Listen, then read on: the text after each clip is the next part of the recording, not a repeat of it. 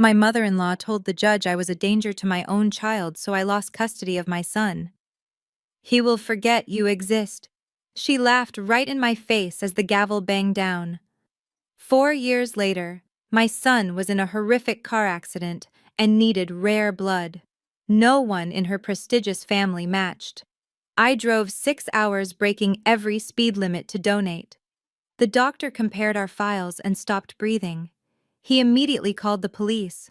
What she revealed in 8 words destroyed my ex-husband's family and changed my life forever. Before I continue this story, let me know where you are watching from in the comments below. Please hit subscribe and like this video if you have ever had a family member try to erase your existence. My name is Jasmine, and I am 32 years old. Dealing with the Hayes family was like fighting a war where the enemy had infinite money and zero morals. I was standing at the head of the mahogany conference table on the 30th floor of Emory Hospital in downtown Atlanta. As the lead clinical pharmacist, I was in the middle of presenting the new toxicology safety protocols to the board of directors. This was the moment I had worked for, since my divorce left me with nothing but a mountain of legal debt and a shattered reputation. I was finally rebuilding. I was finally breathing again. The room was silent, except for the hum of the projector and my own voice explaining dosage limits for pediatric care. Then my phone vibrated against the glass surface of the table. I usually keep it off during meetings, but something in my gut told me to leave it on silent today.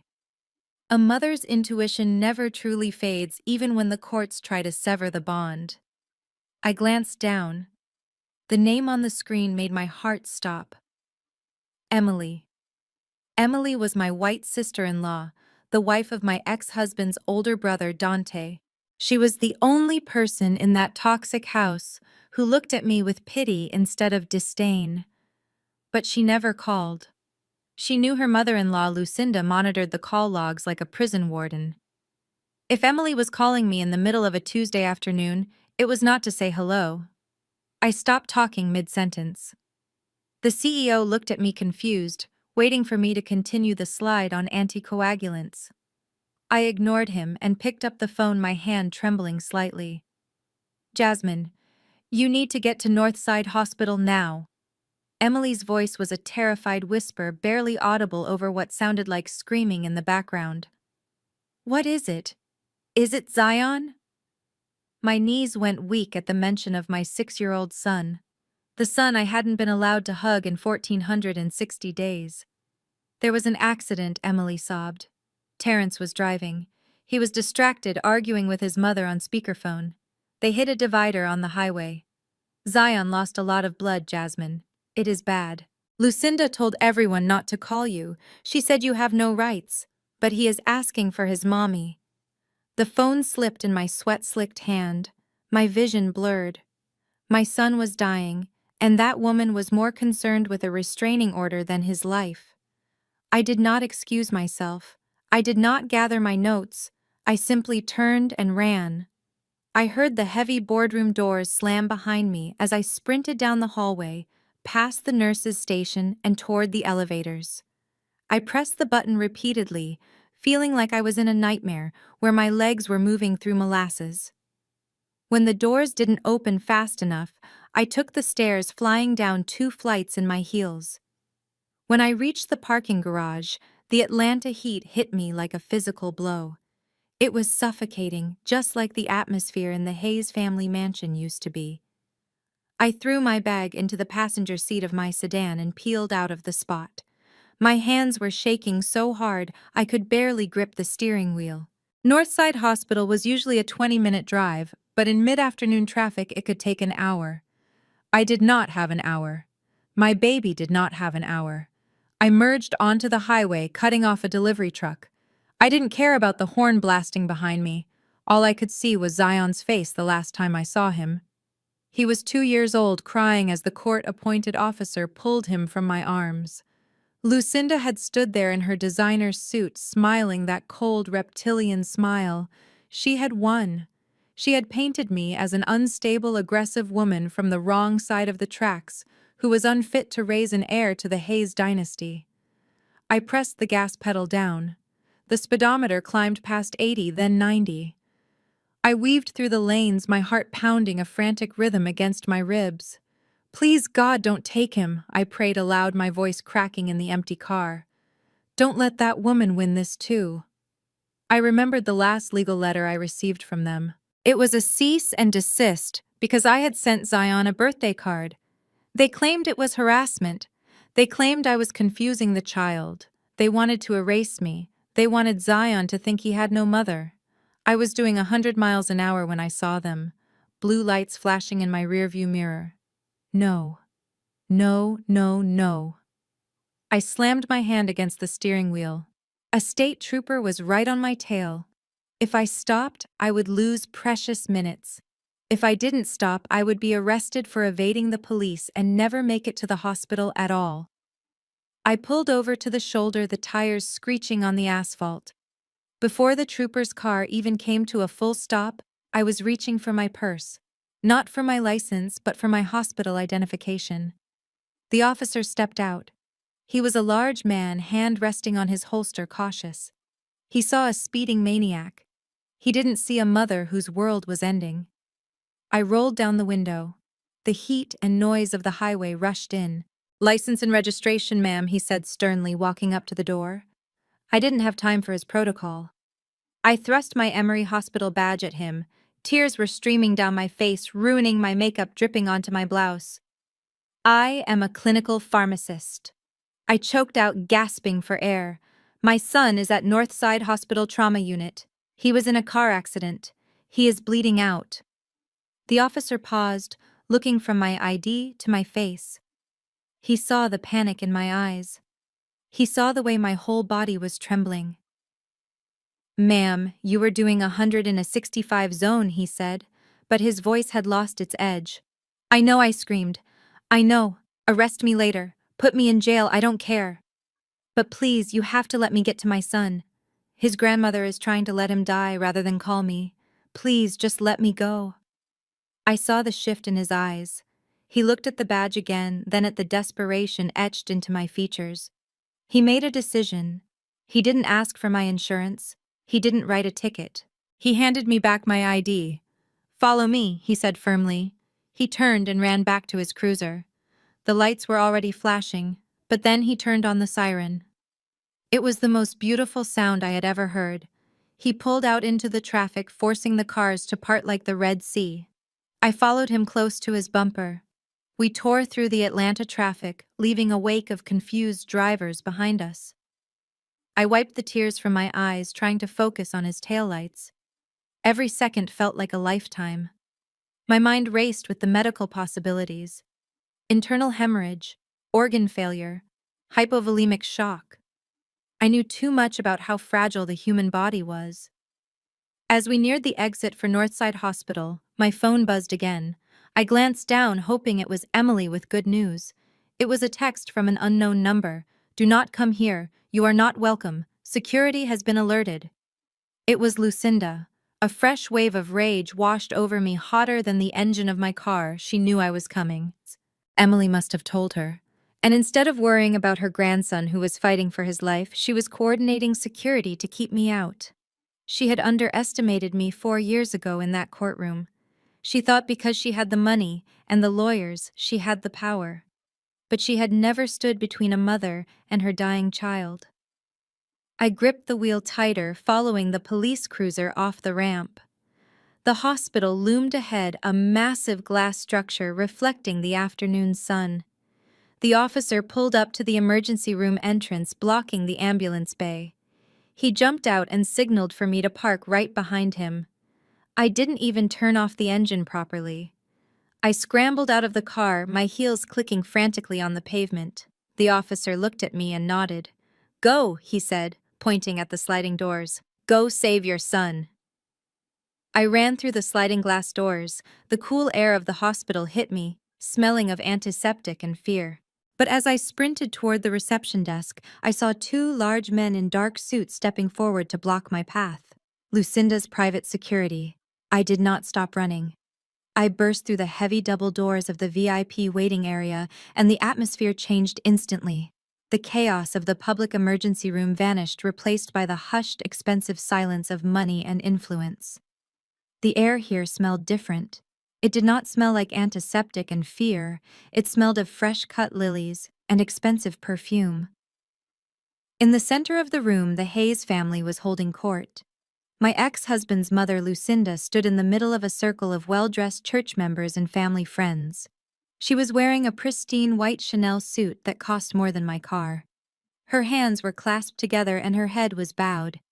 She was praying aloud, her voice trembling with a theatrical grief that I knew was completely staged.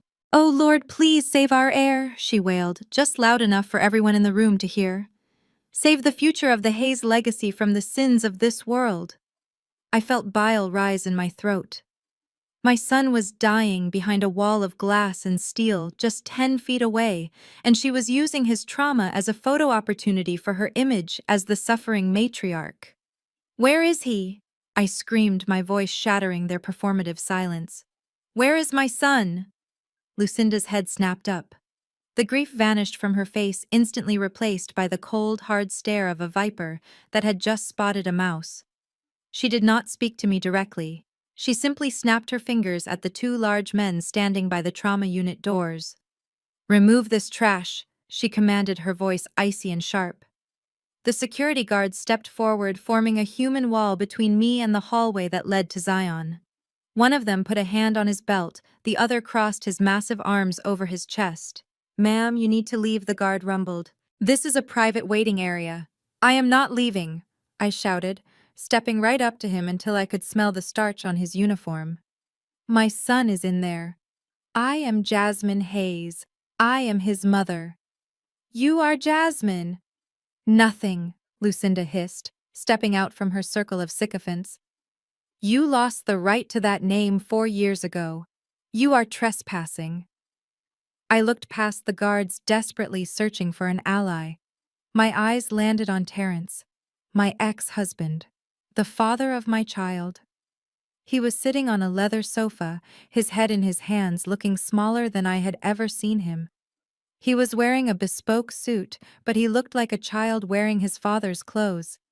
"Terrence," I pleaded, my voice cracking. "Terrence, tell them. Tell them I have a right to know if our son is alive." Terrence looked up. For a split second, I saw the fear in his eyes. I saw the man I used to love, the man who once promised to protect me. But then he looked at his mother. Lucinda just cleared her throat, a sharp warning sound. Terrence flinched. He looked back at the floor, studying his Italian leather shoes, like they held the secrets of the universe. "He doesn't want you here, Jasmine." Terrence mumbled, his voice weak and pathetic. "Just go. Don't make a scene. Make a scene." I laughed, a sound that bordered on hysteria. "My son might be dead, Terrence. This isn't a country club dinner. This is life and death." Lucinda marched over to me, stopping just inches from my face. She smelled of lavender and malice. "Look at you," she sneered, looking me up and down with disgust. "You are sweating. You are manic. You look exactly like the addict we told the judge you were. I bet you are high right now, aren't you? Did you come here to steal pain medication from the hospital, or did you actually think we would let you near Zion? I am a clinical pharmacist," I said through gritted teeth, my hands balling into fists at my sides. "I manage more medication in a day than you see in a lifetime. I am sober. I have been sober for 6 years. The only thing I am addicted to is the truth, Lucinda. And the truth is, you are blocking a mother from her child." "Security, get her out of here," Lucinda shrieked, turning to the other families in the waiting room. "She is dangerous. She has a history of violence. She might have a weapon." The guard grabbed my arm. His grip was bruising. "Ma'am, come with me, or we will have to use force," he warned. "Get your hands off me," I yelled, trying to wrench my arm free. "I am not leaving until I see a doctor." As if summoned by my desperation, the automatic doors to the trauma unit whooshed open. The air in the room shifted again. The temperature seemed to drop 10 degrees. A man in surgical scrubs stepped out. He was not walking with the measured calm of a doctor delivering a routine update. He was rushing, His surgical cap was askew and sweat was dripping down his forehead, soaking into his paper mask. This was Dr. Hayes, the chief of trauma. No relation to my ex-husband's family, but the best surgeon in the state. He stripped off his bloody gloves, his hands shaking slightly. He didn't look at the security guards. He didn't look at the expensive flowers. He looked terrifyingly grim. "Who is the immediate family?" He barked, his voice rough with urgency. Lucinda instantly transformed again. She pushed past the security guard, shoving me aside with her shoulder. She clasped her hands over her heart, her face twisting into a mask of noble suffering. "We are here, doctor," she said, stepping forward. "I am his grandmother. This is his father. We are the Hayes family. Tell us he is going to be all right. Tell us you are fixing him." The doctor ignored her posturing. He looked straight at Terence, who had finally stood up. "We are losing him," the doctor said bluntly. The silence that followed was absolute. Even the air conditioning seemed to stop humming. "His heart rate is plummeting." The doctor continued, talking fast. "We have managed to stop the internal bleeding from the spleen, but he has lost too much volume. He is in hypovolemic shock. His organs are shutting down one by one." "Well, give him blood." Lucinda snapped, her tone shifting from prayerful to demanding. "Why are you standing here talking to us? Give him a transfusion. We have the platinum insurance plan. Do whatever it costs. We cannot transfuse him," the doctor said, running a hand over his exhausted face. "That is why I am here. We have a critical problem." "What problem?" Terence asked, his voice trembling. "We have exhausted the hospital's supply of O-negative blood," the doctor explained. "And even if we had it, Zion is rejecting the universal donor blood. He is having a severe autoimmune reaction. It is something I have rarely seen. His body is attacking the donor blood like it is a virus." Lucinda scoffed, waving her hand dismissively. "Well, that is ridiculous. Just use family blood." "We are here. We are healthy. Take mine. Take his father's. We are direct blood relatives." I tried to step forward, but the guard tightened his grip on my arm. "Let me go," I hissed at him. Lucinda heard me and spun around, her eyes flashing with triumph. "Oh no," she said, pointing a finger at me. "Do not even think about it. We do not need her. Doctor, take my blood. Take Terence's blood. We are the pure bloodline. We do not want her contaminated blood anywhere near my grandson. She is a drug addict. Her blood is poison." I stared at her in disbelief. My son was dying inside that room, and she was still playing her sick game of superiority. She would rather risk his life than admit that I might be necessary. "Doctor," I said, shouting over Lucinda's shoulder. "I am his mother. I am clean. I have medical records to prove it. Test me." Lucinda stepped in front of the doctor, blocking his view of me. "Ignore her," she commanded. "She is hysterical and unfit. Use our blood. We are ready." The doctor looked between Lucinda's arrogant face and Terence's pale, terrified one. He took a deep breath. He looked like a man who was about to deliver a death sentence. "You do not understand," he said, his voice dropping to a whisper that echoed like a scream in the quiet room. "We do not have time to test you and wait for processing," he said, looking at his watch. "We do not have time to argue about insurance or custody. Zion is entering cardiac arrest right now." He looked up and his eyes were haunted. "I need a donor with a specific rare profile immediately. I am talking about O-negative or something even rarer. If anyone here has that blood type, step forward now. If you do not have it, he will be dead in 5 minutes." Lucinda froze. Her mouth opened, but no sound came out. "I am type A," she whispered. Terence looked at the floor, tears streaming down his face. "I am O positive," he choked out. The doctor closed his eyes for a second, defeated. "Then we have nothing," he said. I ripped my arm out of the security guard's grasp. The adrenaline gave me the strength of 10 women. I shoved past the guard. I shoved past Lucinda, knocking her back onto the leather sofa. I stepped right up to the doctor. I rolled up the sleeve of my blouse, revealing the crook of my arm. "I am Rach Null," I said, my voice steady and clear, cutting through the panic. I am the golden blood type, and I am his mother. Take me. The doctor's eyes snapped open. He looked at me, then at my arm, then back at my face. He didn't ask for ID. He didn't ask for insurance. He saw the truth in my eyes. Get her a gurney, he roared at the nurse's station, kicking the doors open.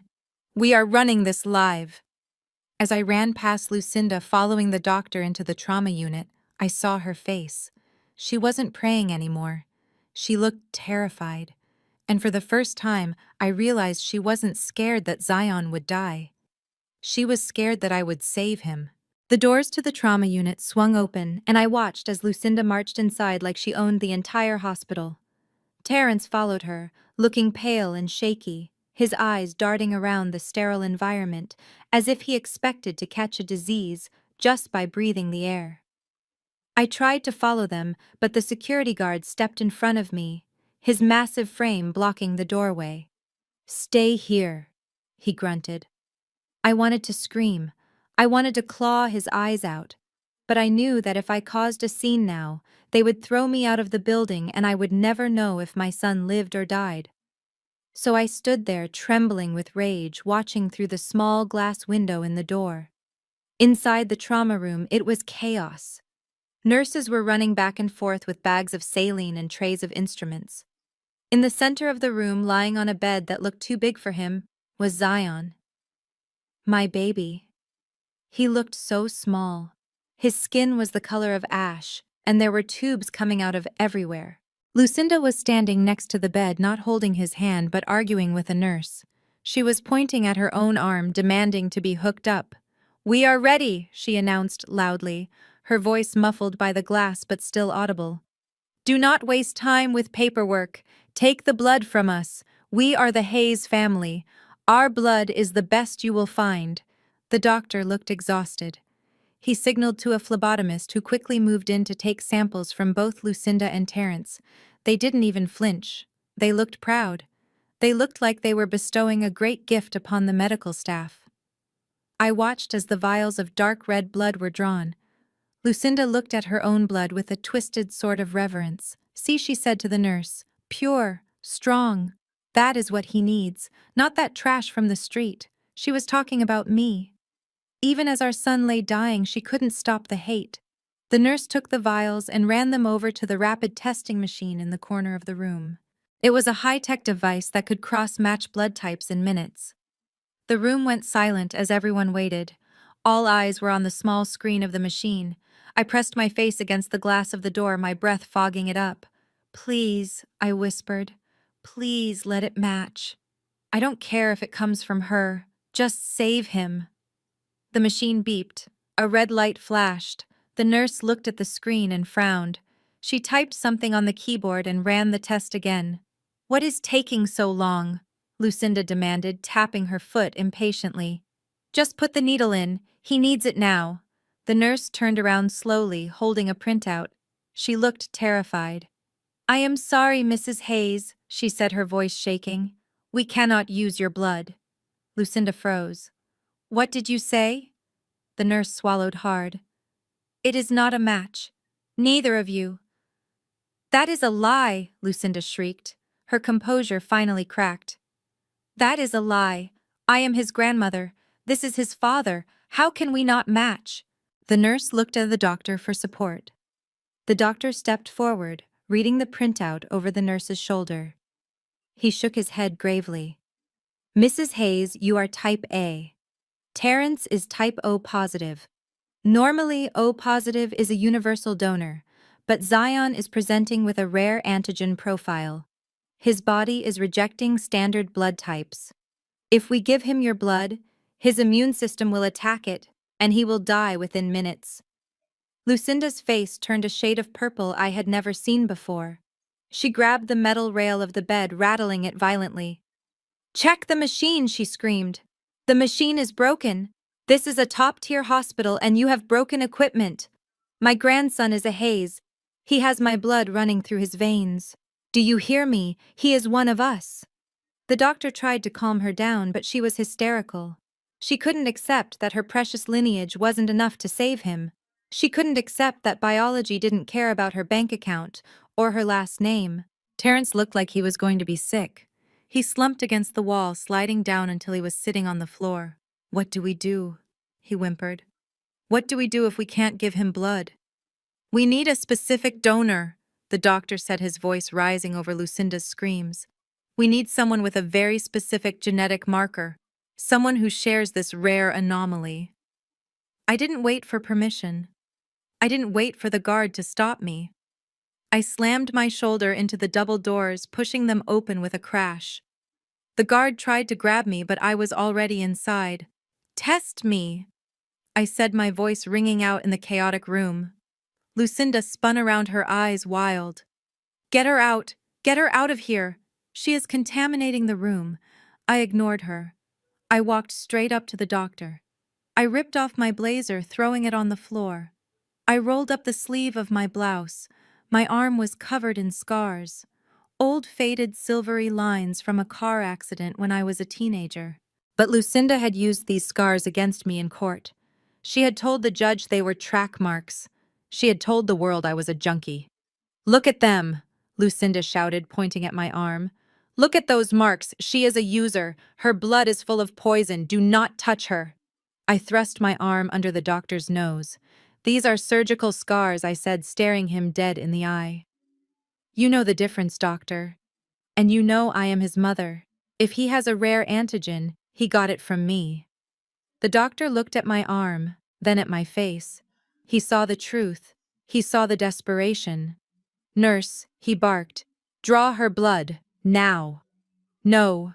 Lucinda lunged forward, trying to knock the needle out of the nurse's hand. "I forbid it. I am his legal guardian. I do not consent." "Security!"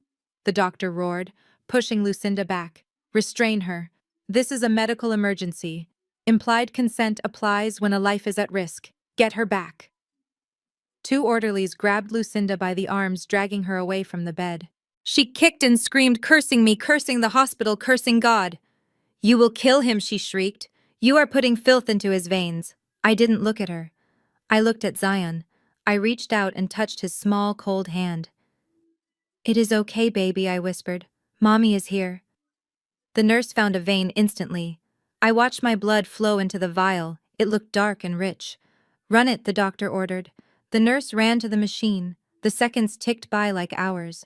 The only sound in the room was the steady beeping of the heart monitor, which was getting slower and slower. Beep, beep, beep. "Come on," I prayed. "Come on." The machine beeped. A green light flashed. The nurse gasped. She covered her mouth with her hand. "Doctor," she said, her voice filled with awe. "Look at this." The doctor ran over. He stared at the screen. He adjusted his glasses. He looked at me with an expression of total shock. "It is a perfect match," he said. "It is Rach Null, the golden blood. It is one of the rarest blood types in the world." He turned to the team. "Prep her for direct transfusion immediately. We don't have time to bag it. We are going vein to vein." He looked at me. "You are going to save his life," he said. Lucinda stopped struggling. She went completely still in the grip of the orderlies. She stared at me. She stared at the machine that proved undeniable scientific compatibility. "That is impossible," she whispered. "That is impossible." "Why is it impossible, Lucinda?" I asked, my voice cold and hard as the nurses began to hook me up to the machines. "Why is it impossible that a mother can save her own son?" She didn't answer. But the look in her eyes wasn't just hatred anymore. It was fear, pure, unadulterated fear, because she knew that this blood test proved more than just compatibility. It was the first loose thread in a tapestry of lies she had been weaving for 6 years, and I was about to pull it. The doctor began the transfusion. I watched my blood travel through the clear plastic tube. I watched it enter Zion's body. I closed my eyes and let the darkness take me as they drained my strength to give it to him. I was ready to die if it meant he would live. And I was ready to destroy anyone who tried to stop me. I lay back in the medical recliner watching the dark red fluid travel through the clear tubing. It was a lifeline of crimson connecting me to the small, broken body of my son, just a few feet away. The rhythmic pumping of the machine was the only sound in the room, a steady mechanical heartbeat that had replaced the terrifying silence of moments ago. I felt a strange coldness spreading through my arm, but my chest burned with a fire that had been smoldering for 4 years. Dr. Hayes was monitoring the monitors, his brow furrowed in concentration. The numbers on Zion's vitals were stabilizing slowly but surely. My blood, the blood Lucinda called poison, was bringing him back from the brink. Suddenly, the door to the trauma room cracked open just a sliver. I tensed, expecting to hear Lucinda's screeching voice or see a security guard coming to drag me out. But it was Emily. My ex-sister-in-law slipped inside, closing the door softly behind her. She looked like a ghost. Her blonde hair was disheveled and her expensive makeup was streaked with mascara tears. She pressed her back against the door, breathing hard as if she had just run a marathon. "Emily," I whispered, my voice raspy from the stress. "What are you doing here?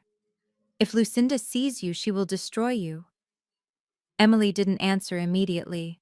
She walked over to my chair, her hands trembling. She looked at the tube running from my arm to Zion. Then she looked at Zion's pale face. A fresh wave of tears spilled over her cheeks. "I had to tell you," she choked out. "I couldn't keep it inside anymore, Jasmine. Not when I saw you running down that hallway. Not when I saw you willing to die for him." "Tell me what, Emily?" I asked, sitting up slightly, despite the dizziness that washed over me. She looked at the doctor, then back at me. She lowered her voice to a frantic whisper. "The accident today. It wasn't just an accident. I mean, the crash was real, but Zion, he shouldn't have been bleeding like that. He shouldn't have been so weak." My pharmacist brain kicked into high gear. "What do you mean he shouldn't be so weak? The pictures you post on Facebook show him playing soccer. They show him swimming. He looks healthy." Emily shook her head violently. "It is all staged, Jasmine. All of it. Lucinda hires a photographer. She poses him. She tells him to smile or he won't get dinner. But the reality is different. For the last 4 years, Zion has been sick. Constantly sick." I felt a chill that had nothing to do with the blood loss. "Sick how?" "He is always tired," Emily said, wringing her hands. "He sleeps 12 hours a day. He complains that his joints hurt. And the bruises, Jasmine. God, the bruises. If you grab his arm too hard, he turns purple. If he bumps into a table, he looks like he was beaten. Lucinda says he is just clumsy. She says he has weak bones like his grandfather." "That is not weak bones," I said, my mind racing through diagnostic checklists. "That sounds like a coagulation disorder. Has she taken him to a specialist?" Emily let out a bitter laugh. "That is just it. She never takes him to a real doctor. Never. She has a concierge doctor, a private man who comes to the house. He writes whatever prescriptions she wants. She fired the last nanny because she tried to take Zion to the ER when he had a nosebleed that wouldn't stop for 3 hours. A nosebleed for 3 hours. My heart hammered against my ribs.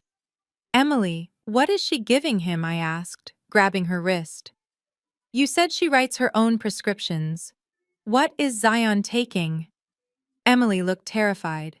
She glanced at the door as if expecting Lucinda to burst through it with a weapon. "She calls it his special vitamins," Emily whispered. "She mixes it herself every morning. In his juice. She stands there and watches him drink it. She says it is an herbal supplement from Europe to boost his immune system." "What does it look like?" I demanded, squeezing her wrist. "What does the powder look like?" "It is blue," Emily said. "A pale, chalky blue powder. It has no label. It comes in a clear jar she keeps in her bedroom safe. Blue powder." My mind flashed through every medication I knew. Blue powder could be anything. It could be electrolytes. It could be generic Viagra. But in the context of unexplained bruising, bleeding gums, and extreme fatigue, blue powder meant something else entirely. "Did it have a smell?" I asked, my voice turning deadly calm. "When she mixed it, did you ever smell it?" Emily closed her eyes, trying to remember. "Once," she said. "I knocked the glass over by accident. It smelled bitter. Like old almonds or chemicals. Bitter almonds. Cyanide." No, Zion would be dead instantly. But anticoagulants, rat poison, warfarin. The commercial grade stuff often came in a blue or green tracking powder, so humans wouldn't eat it by mistake. I looked at Dr. Hayes, who had stopped checking the monitors and was listening to us, his face pale. "Doctor," I said, my voice trembling with rage, "we need to check his stomach." Dr. Hayes moved immediately. He walked to the bedside and gently lifted the thin hospital gown covering Zion's small torso. I leaned forward, ignoring the IV in my arm. What I saw made me gasp. Zion's stomach wasn't just bruised from the seatbelt. It was a map of agony. There were deep purple splotches across his abdomen, but they weren't fresh. They were layered. Some were yellow and fading, some were greenish-brown, some were angry and red. "These are petechiae," Dr. Hayes whispered, tracing the small red dots scattered across his skin. "And these larger masses, this is deep tissue hemorrhage." "This didn't happen in the car crash," I said, my voice sounding like it belonged to a stranger. "No," Dr. Hayes said grimly. "These are chronic. This child has been bleeding internally for months, maybe years." I looked at Emily. She was sobbing quietly, her hand over her mouth. "She is poisoning him," I said. The realization hit me with the force of a physical blow. It wasn't just neglect. It wasn't just bad parenting. Lucinda was systematically dosing my son with blood thinners. Why, I asked, the air leaving my lungs? Why would she do this to her own grandson, the air she fought so hard to steal from me? Emily looked up, her eyes full of a dark realization. "Because as long as he is sick, he needs her," she whispered. "As long as he is sick, he can't leave the house. He can't go to school where teachers might ask questions. He can't see you. And what, Emily?" "And the trust fund," Emily said. "The Hayes family trust." I heard her talking to her lawyer. "It only pays out for medical expenses until the heir turns 18. Unless the heir is permanently disabled. Then the guardian gets full control of the principal amount immediately." The horror of it was absolute.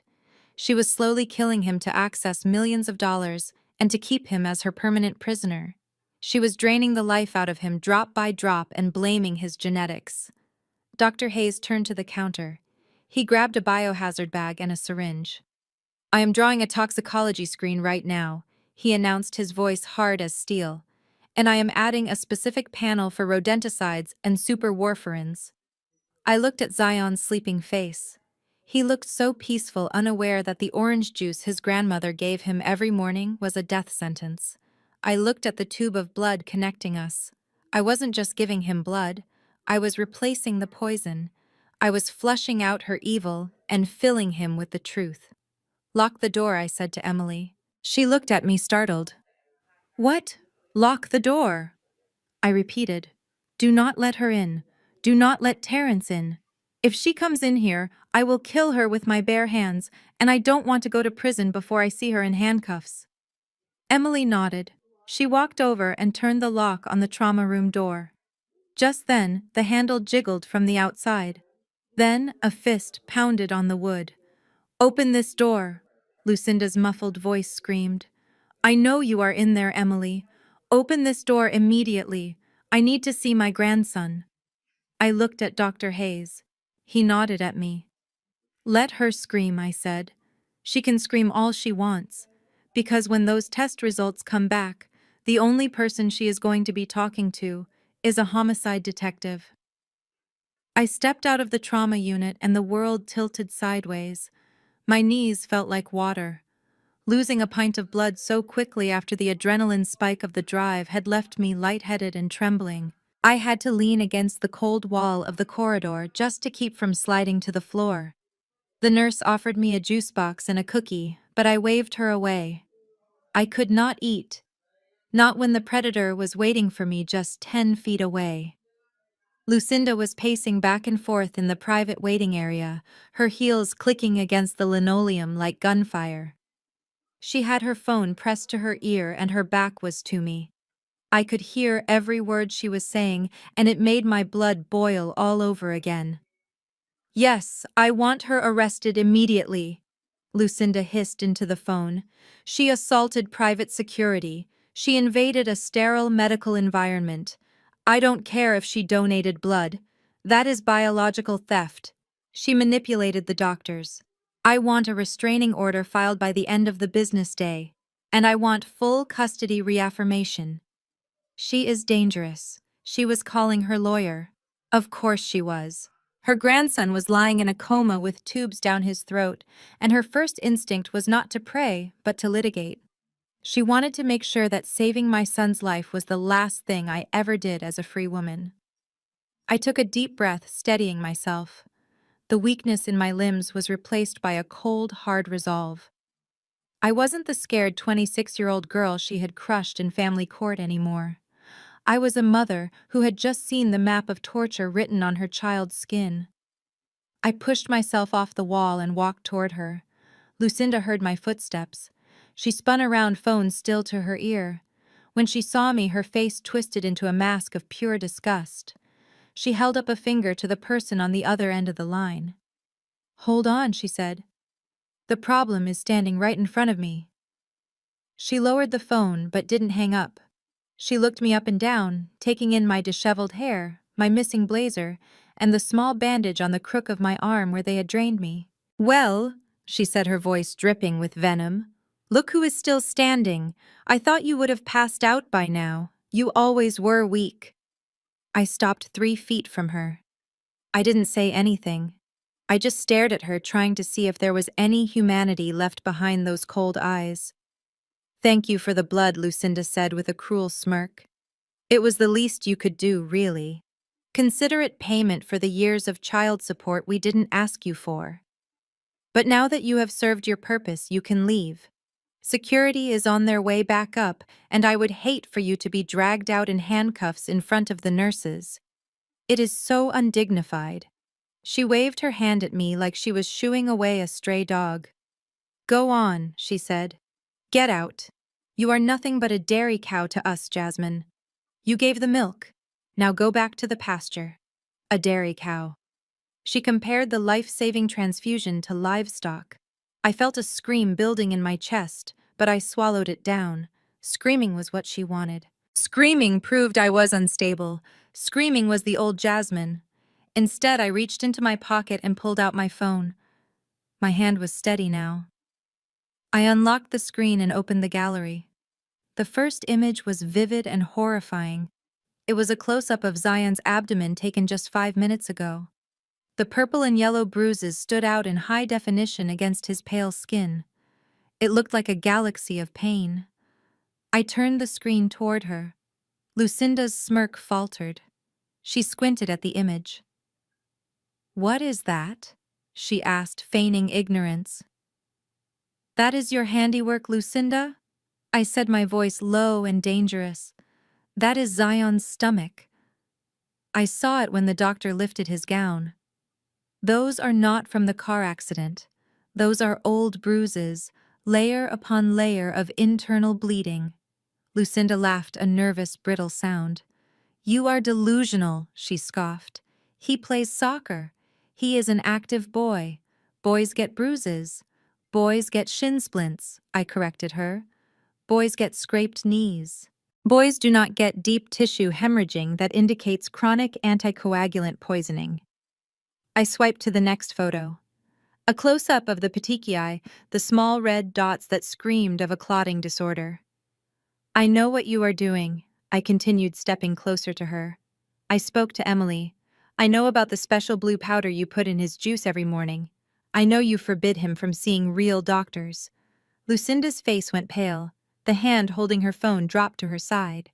"You are crazy," she whispered. "You are a paranoid, vindictive woman trying to frame me." "Maybe," I said, shrugging my shoulders. "Maybe I am crazy. But do you know who isn't crazy? The Georgia Department of Child Protective Services." I tapped the share icon on my screen. My thumb hovered over the email address for the regional CPS director, a contact I had saved from my own custody battle years ago. "I am reporting this right now," I said. "I am attaching these photos. I am attaching Emily's statement. And I am attaching the toxicology request that Dr. Hayes just sent to the lab. Once I hit send, they will be here within the hour. They will take Zion into emergency state custody. You will never see him again. The Hayes Trust Fund will be frozen pending a criminal investigation. Lucinda stared at my thumb. For the first time in 6 years, I saw genuine terror in her eyes. It wasn't the fear of losing a grandson. It was the fear of losing control. It was the fear of losing the money. She hung up on her lawyer. She slipped the phone into her pocket and took a step toward me. Her entire demeanor changed.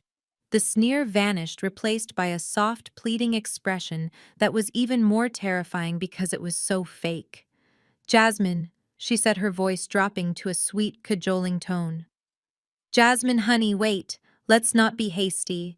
Think about Zion. Do you really want him in the foster system? Do you want strangers watching him while he recovers?" "I want him away from you," I said firmly. "Look, I know we have had our differences," Lucinda said, smoothing the front of her Chanel suit. "I know I have been hard on you, but I was just protecting the family. Maybe I was too strict with his vitamins. I was just trying to keep him healthy." She reached out and touched my arm.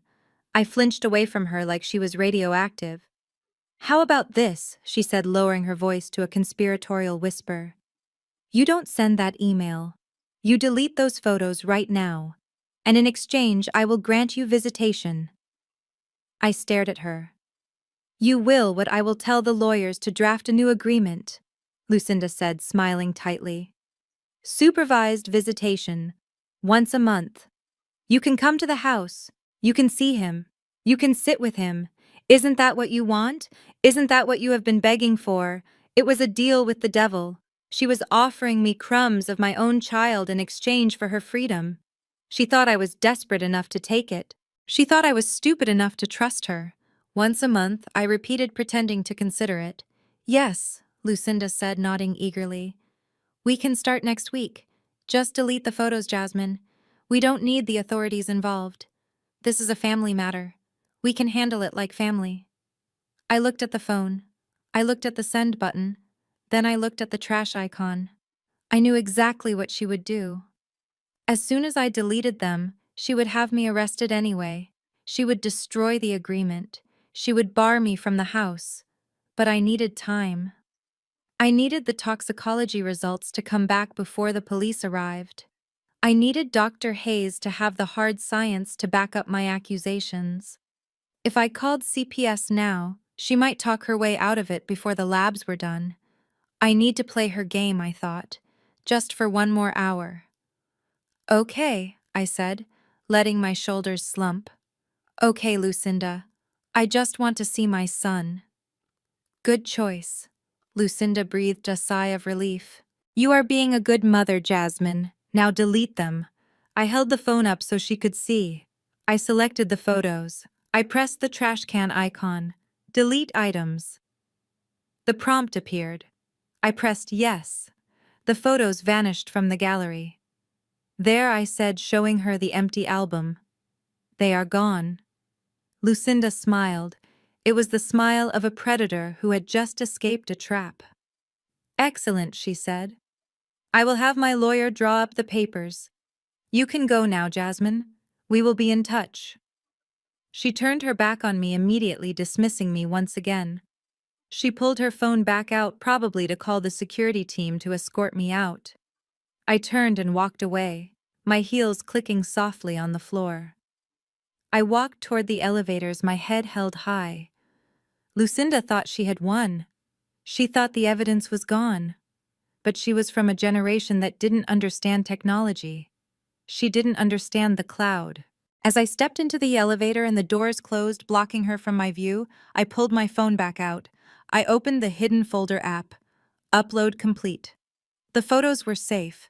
And not only were they in the cloud, I had already auto-forwarded them to Dr. Hayes' secure hospital email server the moment I took them. I leaned my head against the cool metal of the elevator wall and closed my eyes. "Enjoy your victory lap, Lucinda," I whispered, "because the race isn't over. It has just begun."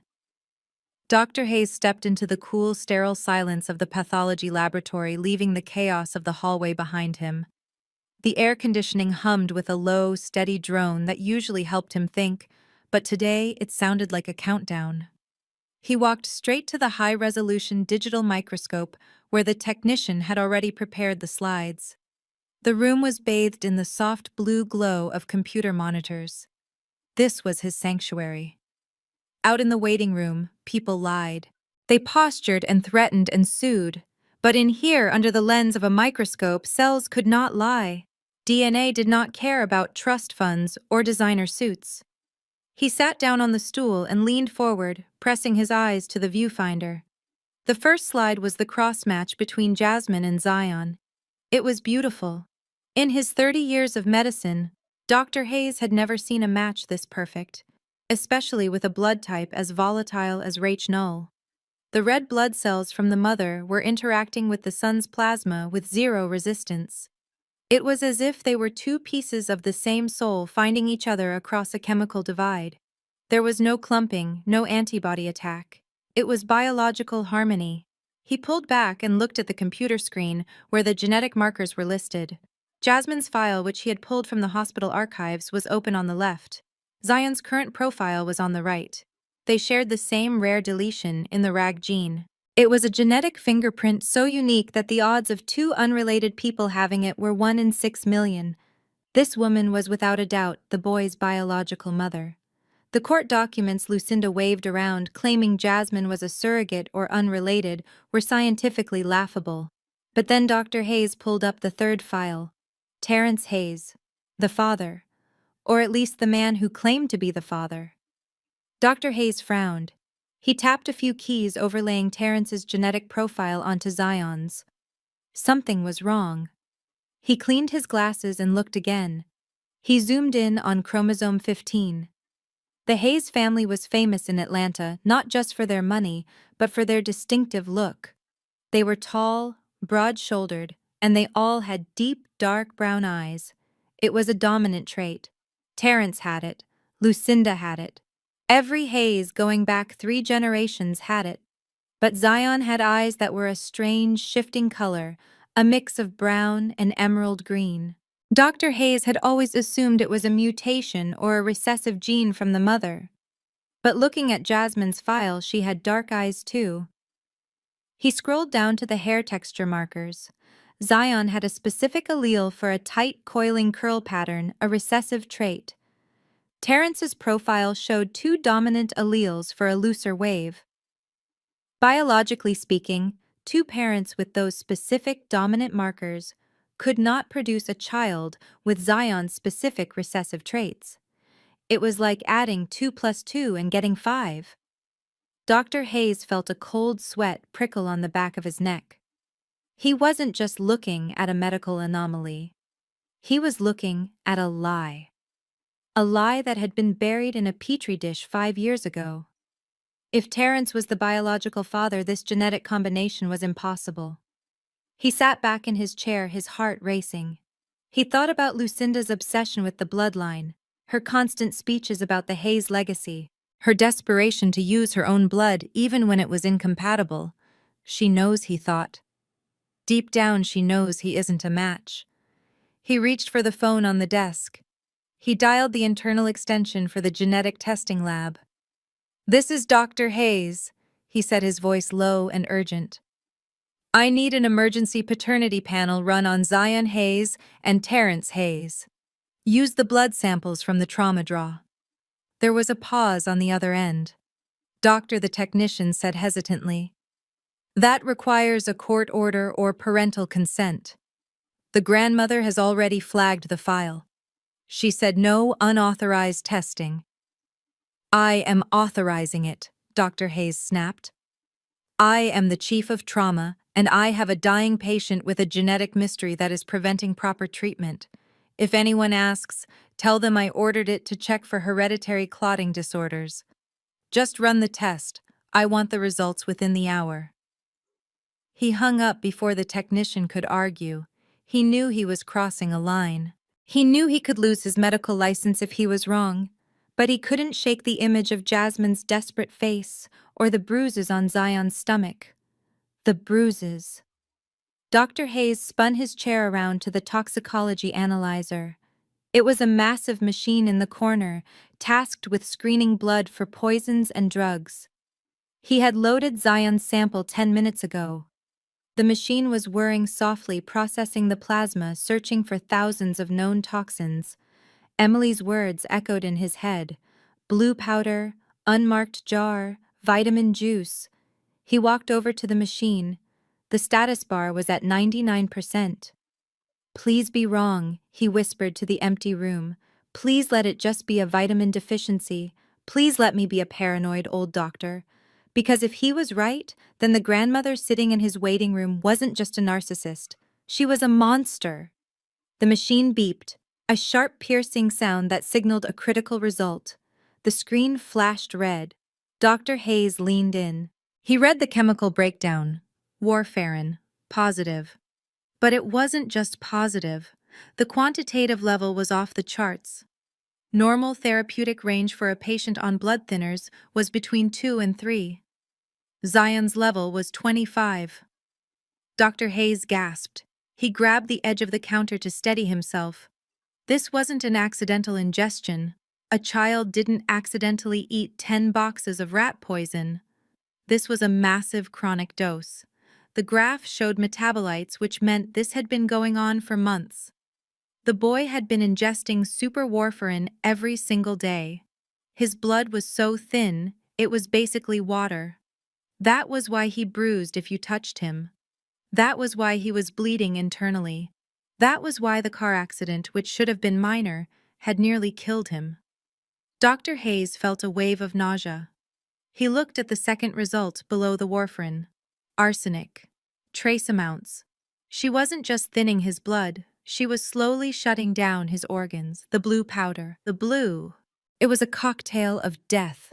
Dr. Hayes ripped the printout from the machine. His hands were shaking not with fear, but with a rage so white-hot it almost blinded him.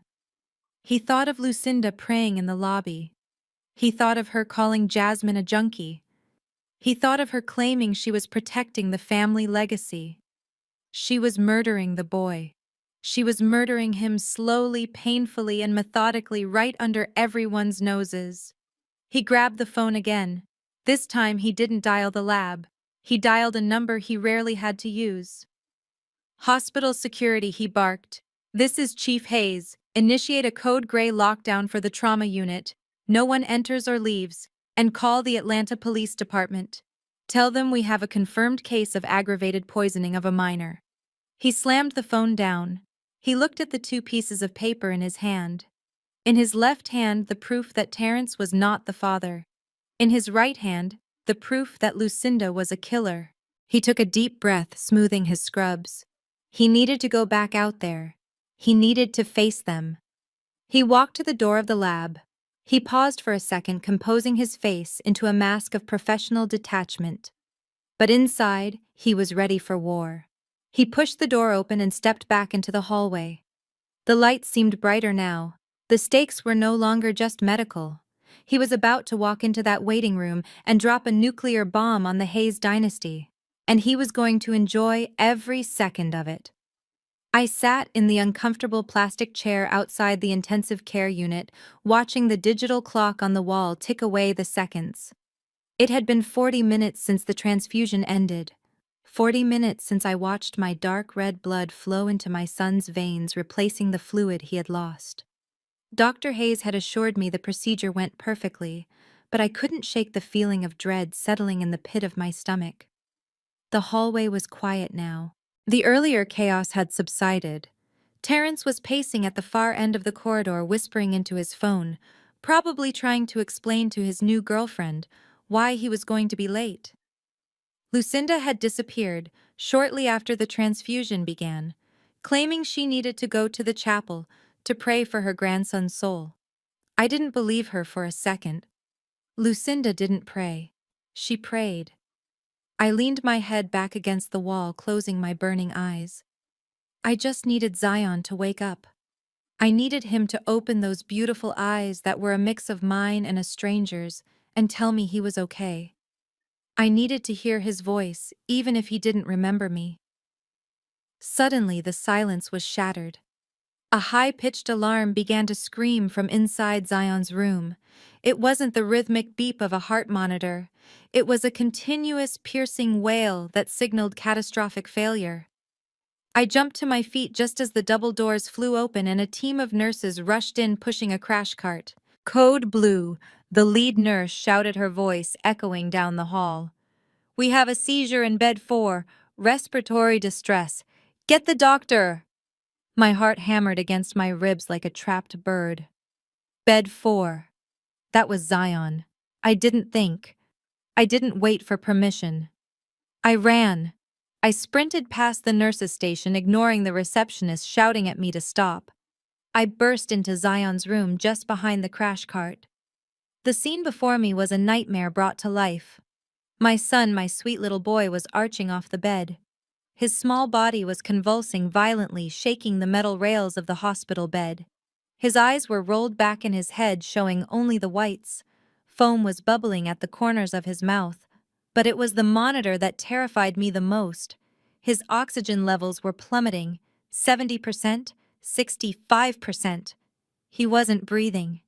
"Do something," I screamed, pushing my way to the bedside. A young resident doctor was trying to hold Zion down, looking panicked. "He is not responding to the Ativan," he shouted over the alarm. "His airway is closing up. We need to intubate." I looked around the room frantically. What had happened? He was stable 5 minutes ago. Transfusion reactions didn't look like this. This wasn't an allergic reaction. This was neurological. Then I saw her. Lucinda was standing in the corner of the room, pressed against the shadows. She wasn't praying. She was watching. Her hands were clutching her purse tightly to her chest, and her eyes were wide, not with fear, but with anticipation.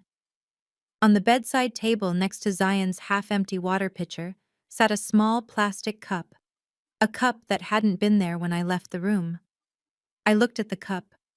There was a small amount of water left in the bottom, but it looked cloudy. There was a faint blue residue on the rim. She had been here. While the nurses were changing shifts, she had slipped in. She had given him a drink. Rage hotter than anything I had ever felt exploded in my chest. She had tried to finish what she started. She knew my blood was saving him, and she couldn't allow that. She needed him weak. She needed him to crash so she could blame my blood. She wanted to prove to the world that I was poison, even if it meant killing him to do it. I lunged toward the bed, leaning over my son. I grabbed his face, forcing his mouth open slightly to check his airway. And then I smelled it. Underneath the metallic scent of blood and the antiseptic smell of the hospital, there was something else on his breath. It was faint, but undeniable to a trained pharmacist. It smelled bitter, sharp, like crushed almonds and chemical fertilizer. It was the smell of high-grade rodenticide mixed with an accelerant. "He has been poisoned," I screamed, turning to the resident. "This is not a seizure. This is a cerebral hemorrhage induced by superwarfarin. He is bleeding into his brain." The resident looked at me like I was crazy. "Ma'am, please step back," he yelled, reaching for a sedative. "We are treating him for a transfusion reaction. Your blood caused this." "No!" I roared, grabbing the resident's wrist. "My blood is perfect. Look at his gums." I pulled Zion's lip down. His gums were bleeding. Fresh, bright red blood was oozing around his teeth. "He has ingested a massive dose of anticoagulants within the last 20 minutes, I shouted. "If you give him a sedative, you will kill him. He needs the antidote." The resident hesitated, looking at the monitor, then at me. "We can't administer medication without a confirmed diagnosis," he stammered. "We don't have time for a diagnosis," I yelled. "Look at the monitor. His intracranial pressure is spiking. He is going to stroke out." I turned to the nurse holding the crash cart. "Give me vitamin K1, I commanded, using my voice that I used to run the pharmacy floor. "Phytonadione, 10 milligrams IV, push immediately, and get me fresh frozen plasma. We need to reverse the thinning now." The nurse looked terrified. She looked at the resident, then at Lucinda, who had stepped forward.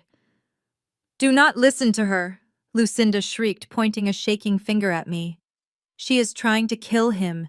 That is the drug she uses. She is trying to overdose him. Get her away from my grandson." The resident looked confused. He was young and inexperienced, and he had a screaming grandmother in a Chanel suit telling him one thing and a frantic mother telling him another. "Security," the resident called out. "Remove the mother." Two guards grabbed my arms, pulling me away from the bed. "No," I screamed, fighting them with everything I had. "You are killing him. Give him the vitamin K, please. It won't hurt him if I am wrong, but it will save him if I am right. Just give it to him." Zion's convulsing grew worse. The monitor flatlined for a second, then picked up a chaotic, erratic rhythm. "He is coding," the nurse yelled. "Starting compressions." "No! Don't compress!" I begged, tears streaming down my face. "If you do compressions with his blood that thin, you will crush his heart. You will cause massive internal bleeding. Stop." The guards dragged me backward toward the door. I watched helplessly as the nurse placed her hands on my son's fragile chest, preparing to push. Lucinda smiled, a small, almost imperceptible lifting of the corner of her mouth. She had won. "Stop!" The voice boomed from the doorway like a thunderclap. Dr. Hayes stood there. He was holding a sheaf of papers in his hand, and he looked like the wrath of God. "Stop compressions immediately," Dr. Hayes ordered, striding into the room. He looked at the resident. "Did you hear the mother?" he barked. The resident stammered. "Sir, she is the lead clinical pharmacist at Emory Hospital," Dr. Hayes shouted. "And she is right." He threw the papers onto the crash cart. "I just came from the lab. The toxicology screen is positive for brodifacoum. Rat poison. The levels are lethal." He turned to the nurse. "Vitamin K1. 10 milligrams IV push. Now, do it." The nurse didn't hesitate this time. She grabbed the vial, snapping the top off and drawing it into a syringe. She pushed it into Zion's IV line. I stopped fighting the guards. They loosened their grip, realizing the tide had turned. We all watched the monitor. 10 seconds. Nothing happened. Zion continued to shake. 20 seconds. "Come on, baby," I whispered. "Fight." 30 seconds. The violent arching of his back stopped. The convulsing slowed to a tremor, then ceased. His oxygen levels began to creep up. 65, 70, 80. The chaotic rhythm on the heart monitor smoothed out, settling into a fast but steady tachycardia. "He is stabilizing," the nurse breathed, letting out a sob of relief. "The bleeding is slowing." Dr. Hayes stepped up to the bed, checking Zion's pupils. "He is back," Dr. Hayes said. "We caught it just in time. The vitamin K is promoting clotting factors. The brain bleed has stopped." He turned slowly to face the room. I slumped against the doorframe, my legs finally giving out. I slid to the floor, weeping silently. I had done it. I had saved him again. But the room wasn't done with the drama. Dr. Hayes walked over to the bedside table. He picked up the plastic cup with a gloved hand. He sniffed it. "Bitter almonds," he said, looking directly at me. "You were right, Jasmine." He turned his gaze to the corner of the room. Lucinda was trying to inch toward the door. Her face was the color of old paper. She looked like a trapped animal. "Where are you going, Mrs. Hayes?" Dr. Hayes asked, his voice dangerously calm. I need to get water," Lucinda stammered, clutching her purse so tight her knuckles were white. "The stress, it is too much." "Stay right there," Dr. Hayes ordered. He pointed to the security guards who were still standing next to me. "Gentlemen, do not let that woman leave this room. She is no longer a visitor. She is a suspect in an active attempted murder investigation." Lucinda gasped. "How dare you? I am a Hayes." "I don't care who you are," Dr. Hayes said, stepping between her and the door. "You just tried to murder my patient in my trauma unit, and you did it to frame his mother." He looked down at me sitting on the floor. He extended a hand to help me up. "Stand up, Jasmine," he said gently. "You just proved you are the only person in this room fit to make medical decisions." I took his hand and pulled myself up. I wiped the tears from my face. I looked at Lucinda. The smirk was gone. The arrogance was gone. All that was left was the trembling fear of a woman who knew her house of cards had just been set on fire. And I was holding the match. The atmosphere in the trauma unit shifted from medical urgency to something far more dangerous. The air grew heavy with a tension that made it hard to breathe. I sat on the floor next to my son's bed, holding his hand, which was finally starting to feel warm again. The monitors were steady now, the rhythmic beep providing a stark contrast to the storm that was brewing just outside the glass doors. Dr. Hayes did not return to his office. Instead, he walked to the nurse's station in the center of the unit and picked up the red phone on the wall. It was a direct line to hospital administration and security command. I watched through the glass as he spoke, his face set in grim lines. He wasn't just calling for a guard, he was calling for an army. Moments later, the overhead speakers crackled to life. Code Gray in the Northside Trauma Center. Code Gray. Total lockdown initiated. No entry or exit permitted. The electronic locks on the main doors slammed shut with a heavy metallic thud that echoed down the hallway. The lights in the corridor flickered for a second as the emergency system engaged. It felt like a prison cell closing. Lucinda, who had been trying to inch her way toward the exit, froze. She looked at the locked doors, then back at Dr. Hayes with a mixture of disbelief and fury. "What is the meaning of this?" she shouted, her voice shrill in the sudden silence. "Open these doors immediately. I am Lucinda Hayes. You cannot hold me here against my will. This is kidnapping." Dr. Hayes walked slowly toward her. He didn't look like a doctor anymore. He looked like a judge. "This is not kidnapping, Mrs. Hayes," he said, his voice projecting clearly across the room. "This is a crime scene preservation. I have contacted the Atlanta Police Department. They are 5 minutes away. Until they arrive, nobody leaves this floor. Not the staff, not the family, nobody." Terrence stepped out from the corner where he had been hiding. He looked terrified, sweat beading on his forehead. "Mom, what is going on?" he asked, his voice trembling. "Why are they calling the police? Is Zion okay?" Lucinda spun on him, her eyes wild. "Of course Zion isn't okay," she spat, pointing a shaking finger at the room where I was sitting. "That woman tried to kill him. She poisoned him with her blood. I told you she was an addict. I told you her blood was dirty. Now look what happened. She sent him into a seizure." I stood up slowly, my legs still weak, but my spirit stronger than it had been in years. I walked out of Zion's room and into the hallway, standing my ground. "Stop lying, Lucinda," I said, my voice calm and steady. "The blood didn't cause the seizure. The rat poison you have been feeding him for months caused the seizure. The blue powder caused the seizure." Lucinda gasped, clutching her pearls in a gesture so cliché, it would have been funny if it weren't so tragic. "How dare you?" she shrieked. "You are projecting your own sins onto me. You are the one who knows about drugs. You are the pharmacist. You probably slipped something into his IV when the nurses weren't looking." Dr. Hayes stepped between us. "Enough," he roared. He turned to the security guards who were now blocking every exit. "Secure the area," he ordered. "I want everyone's bags placed on the central table. No one touches their phones. No one touches their pockets. If anyone tries to discard anything, detain them immediately." 2 police officers appeared at the glass doors on the other side of the lockdown barrier. They swiped their badges and the doors hissed open just long enough to let them in before slamming shut again.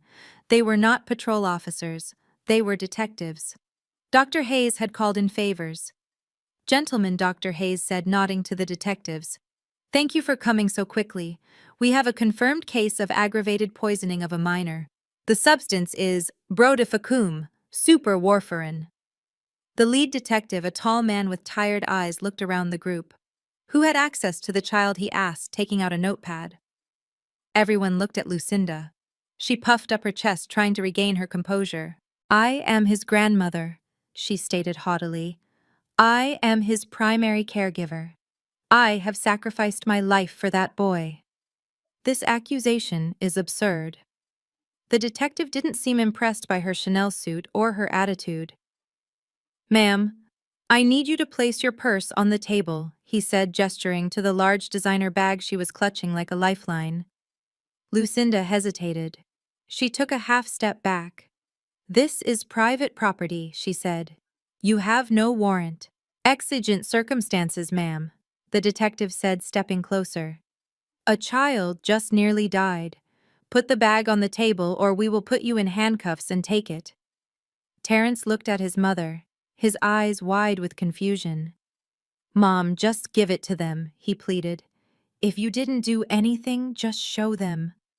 Lucinda glared at her son, a look of pure betrayal. Slowly, with shaking hands, she placed the bag on the nurse's station counter. The detective put on a pair of blue latex gloves. He opened the bag. I watched, holding my breath. I knew she was arrogant. I knew she thought she was untouchable. But was she careless enough to bring the weapon to the crime scene? The detective pulled out a wallet, keys, a lipstick, a rosary. And then he reached into the zippered interior pocket. He pulled out a small glass vial. It was about the size of a pill bottle. It had no label. Inside there was a clear liquid with a blue sediment settling at the bottom. The room went deathly silent. "What is this?" the detective asked, holding the vial up to the light. Lucinda didn't blink. She didn't stumble. "It is holy water," she said, her voice smooth as silk. "It is blessed water from the Cathedral of Christ the King. I sprinkle it on Zion when he is sick. I was going to bless him today." "Holy water?" Dr. Hayes asked, stepping forward. "Since when is holy water blue, Mrs. Hayes? It is anointing oil mixed in." Lucinda stammered, her confidence cracking just a fraction. "It is a special blend." Dr. Hayes held out his hand. "Give it to me," he said to the detective.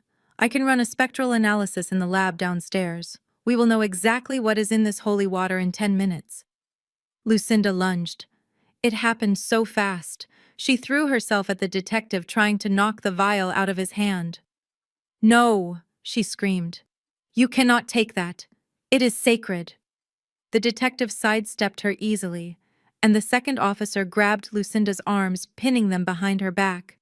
"Get off me!" she yelled, struggling against his grip. "This is police brutality. I am a Hayes. I will have your badge. Terence, do something." Terence stood frozen, his mouth opening and closing like a fish. He looked at the vial. He looked at his mother. "Mom," he whispered. "Is that the stuff you put in his juice? Is that the vitamins?" "Shut up, you idiot," Lucinda hissed at him. "Don't say a word." The detective handed the vial to Dr. Hayes. "Run it," the detective said. Dr. Hayes nodded and handed it to a nurse who sprinted toward the lab. Lucinda stopped struggling. She stood there, panting, her hair disheveled, her expensive suit rumpled. She looked at me with eyes full of hate. "You did this," she spat. "You planted it. You jealous, spiteful little creature. You couldn't stand that he loved me more. You couldn't stand that I gave him a life you never could." I didn't answer her. I didn't need to. The truth was marching toward us from the printer in the lab. For 10 minutes we waited. The silence was heavy, suffocating. The only sound was Lucinda's heavy breathing and the distant beep of Zion's monitor confirming he was still alive, still fighting. Then the lab door opened. Dr. Hayes stepped out. He wasn't running this time. He was walking slowly. In his hand he held 2 pieces of paper. He didn't look at the detectives. He didn't look at Terence. He looked straight at Lucinda. I had seen Dr. Hayes look at trauma victims with compassion. I had seen him look at colleagues with respect. But I had never seen him look at a human being the way he was looking at Lucinda right now. He looked at her like she was a virus, like she was a cancer that needed to be cut out. He walked into the center of the circle. He held up the first paper. The vial contained water mixed with concentrated brodifacoum. Dr. Hayes said, his voice flat and cold. "It is a 99% match to the toxin found in the boy's blood. It is not holy water. It is liquid death." Lucinda didn't speak. She just stared at the floor. "But that is not all," Dr. Hayes continued. "While we were waiting, I took the liberty of running a second test. A test to explain why a grandmother would poison her own blood." He held up the second paper. And that is when the real bomb dropped. The one that would destroy everything. Because Mrs. Hayes, he said, stepping closer to her until he was right in her face. You knew, didn't you? You knew that if he ever got a real blood test, the secret would come out. What secret? Terence asked, stepping forward, his voice barely a whisper. Dr. Hayes turned to Terence. He handed him the second paper. Read it, Dr. Hayes said. Terence looked at the paper. His eyes scanned the lines of data. He frowned. He shook his head. I don't understand, he said. What does exclusion mean? It means, Dr. Hayes said, his voice ringing through the silent hallway. That Zion is not your son. Terence dropped the paper. It fluttered to the floor, landing right at Lucinda's feet. Lucinda closed her eyes. And for the first time she looked old. She looked defeated. And I stood there watching the world they had built on lies crumble into dust. The hallway of the trauma unit had transformed into a courtroom without a judge. The police detectives stood like statues, their hands resting near their belts, while the hospital security team formed a perimeter that felt suffocating. Lucinda was vibrating with a manic energy. She looked like a cornered animal that had decided its only chance of survival was to attack everything in sight. She spun toward the lead detective, her face twisted into a mask of righteous indignation that she had worn so perfectly for so many years. "Officer, arrest her!" Lucinda screamed, pointing a shaking finger directly at my chest. "Arrest Jasmine right now. She is the one with the medical degree. She is the one who knows how to mix chemicals. She planted that vial in my purse when I was praying. She is trying to frame a grieving grandmother because she is jealous that her son loves me more." I stood there feeling the weight of her accusation. In the past, her voice would have made me crumble. It would have made me question my own sanity. But today, I felt nothing but a cold, hard clarity. I looked at Terence standing behind his mother. He looked lost. He looked at me, then at his mother, then at the floor, unable to choose a side, even when the truth was staring him in the face. That is enough. The voice did not belong to a police officer. It belonged to Dr. Hayes. He stepped into the center of the circle, holding the two pieces of paper he had retrieved from the lab. He did not look at the detectives. He did not look at me. He looked straight at Lucinda with a gaze so intense it seemed to strip away her expensive Chanel suit and leave her naked in her guilt. Dr. Hayes raised the first piece of paper. The hallway went deathly silent. The only sound was the distant rhythmic beeping of the monitors from inside the room where my son lay sleeping. Mrs. Hayes, you claim this vial contains holy water. Dr. Hayes said, his voice low and dangerous. You claim you use it to bless your grandson. It is holy water, Lucinda spat. It is consecrated. Dr. Hayes shook his head slowly. I just ran a spectral analysis on the liquid in your purse, and I compared it to the toxicology screen from Zion's blood. They are a 99% match.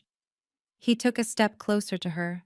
Lucinda backed up until she hit the wall, and then Dr. Hayes delivered the sentence. He spoke 8 words that hung in the air like a guillotine blade waiting to drop. The vial in your purse is rat poison, Lucinda gasped. The color drained from her face, leaving her looking gray and old. It is warfarin, Dr. Hayes continued, his voice rising with every word. Concentrated industrial-grade rodenticide. You have not been blessing him, Lucinda. You have been slowly killing him. You have been dosing him every single day for months, maybe years.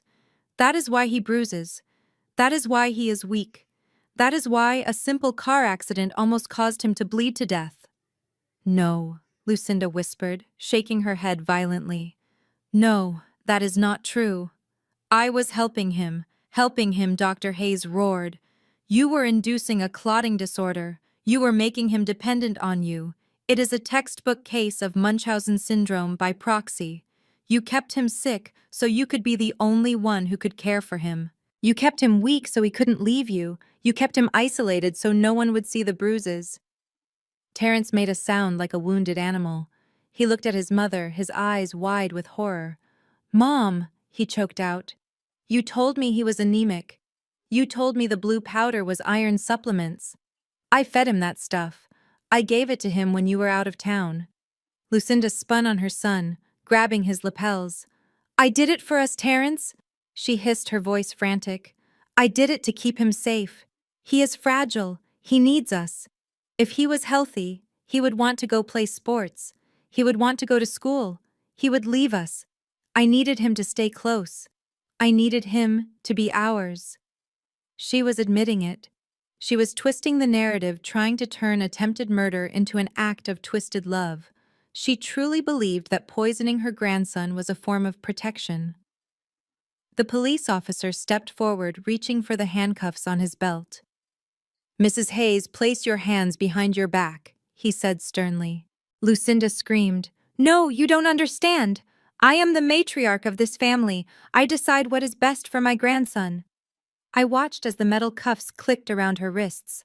I should have felt relieved. I should have felt triumphant. But I looked at Dr. Hayes.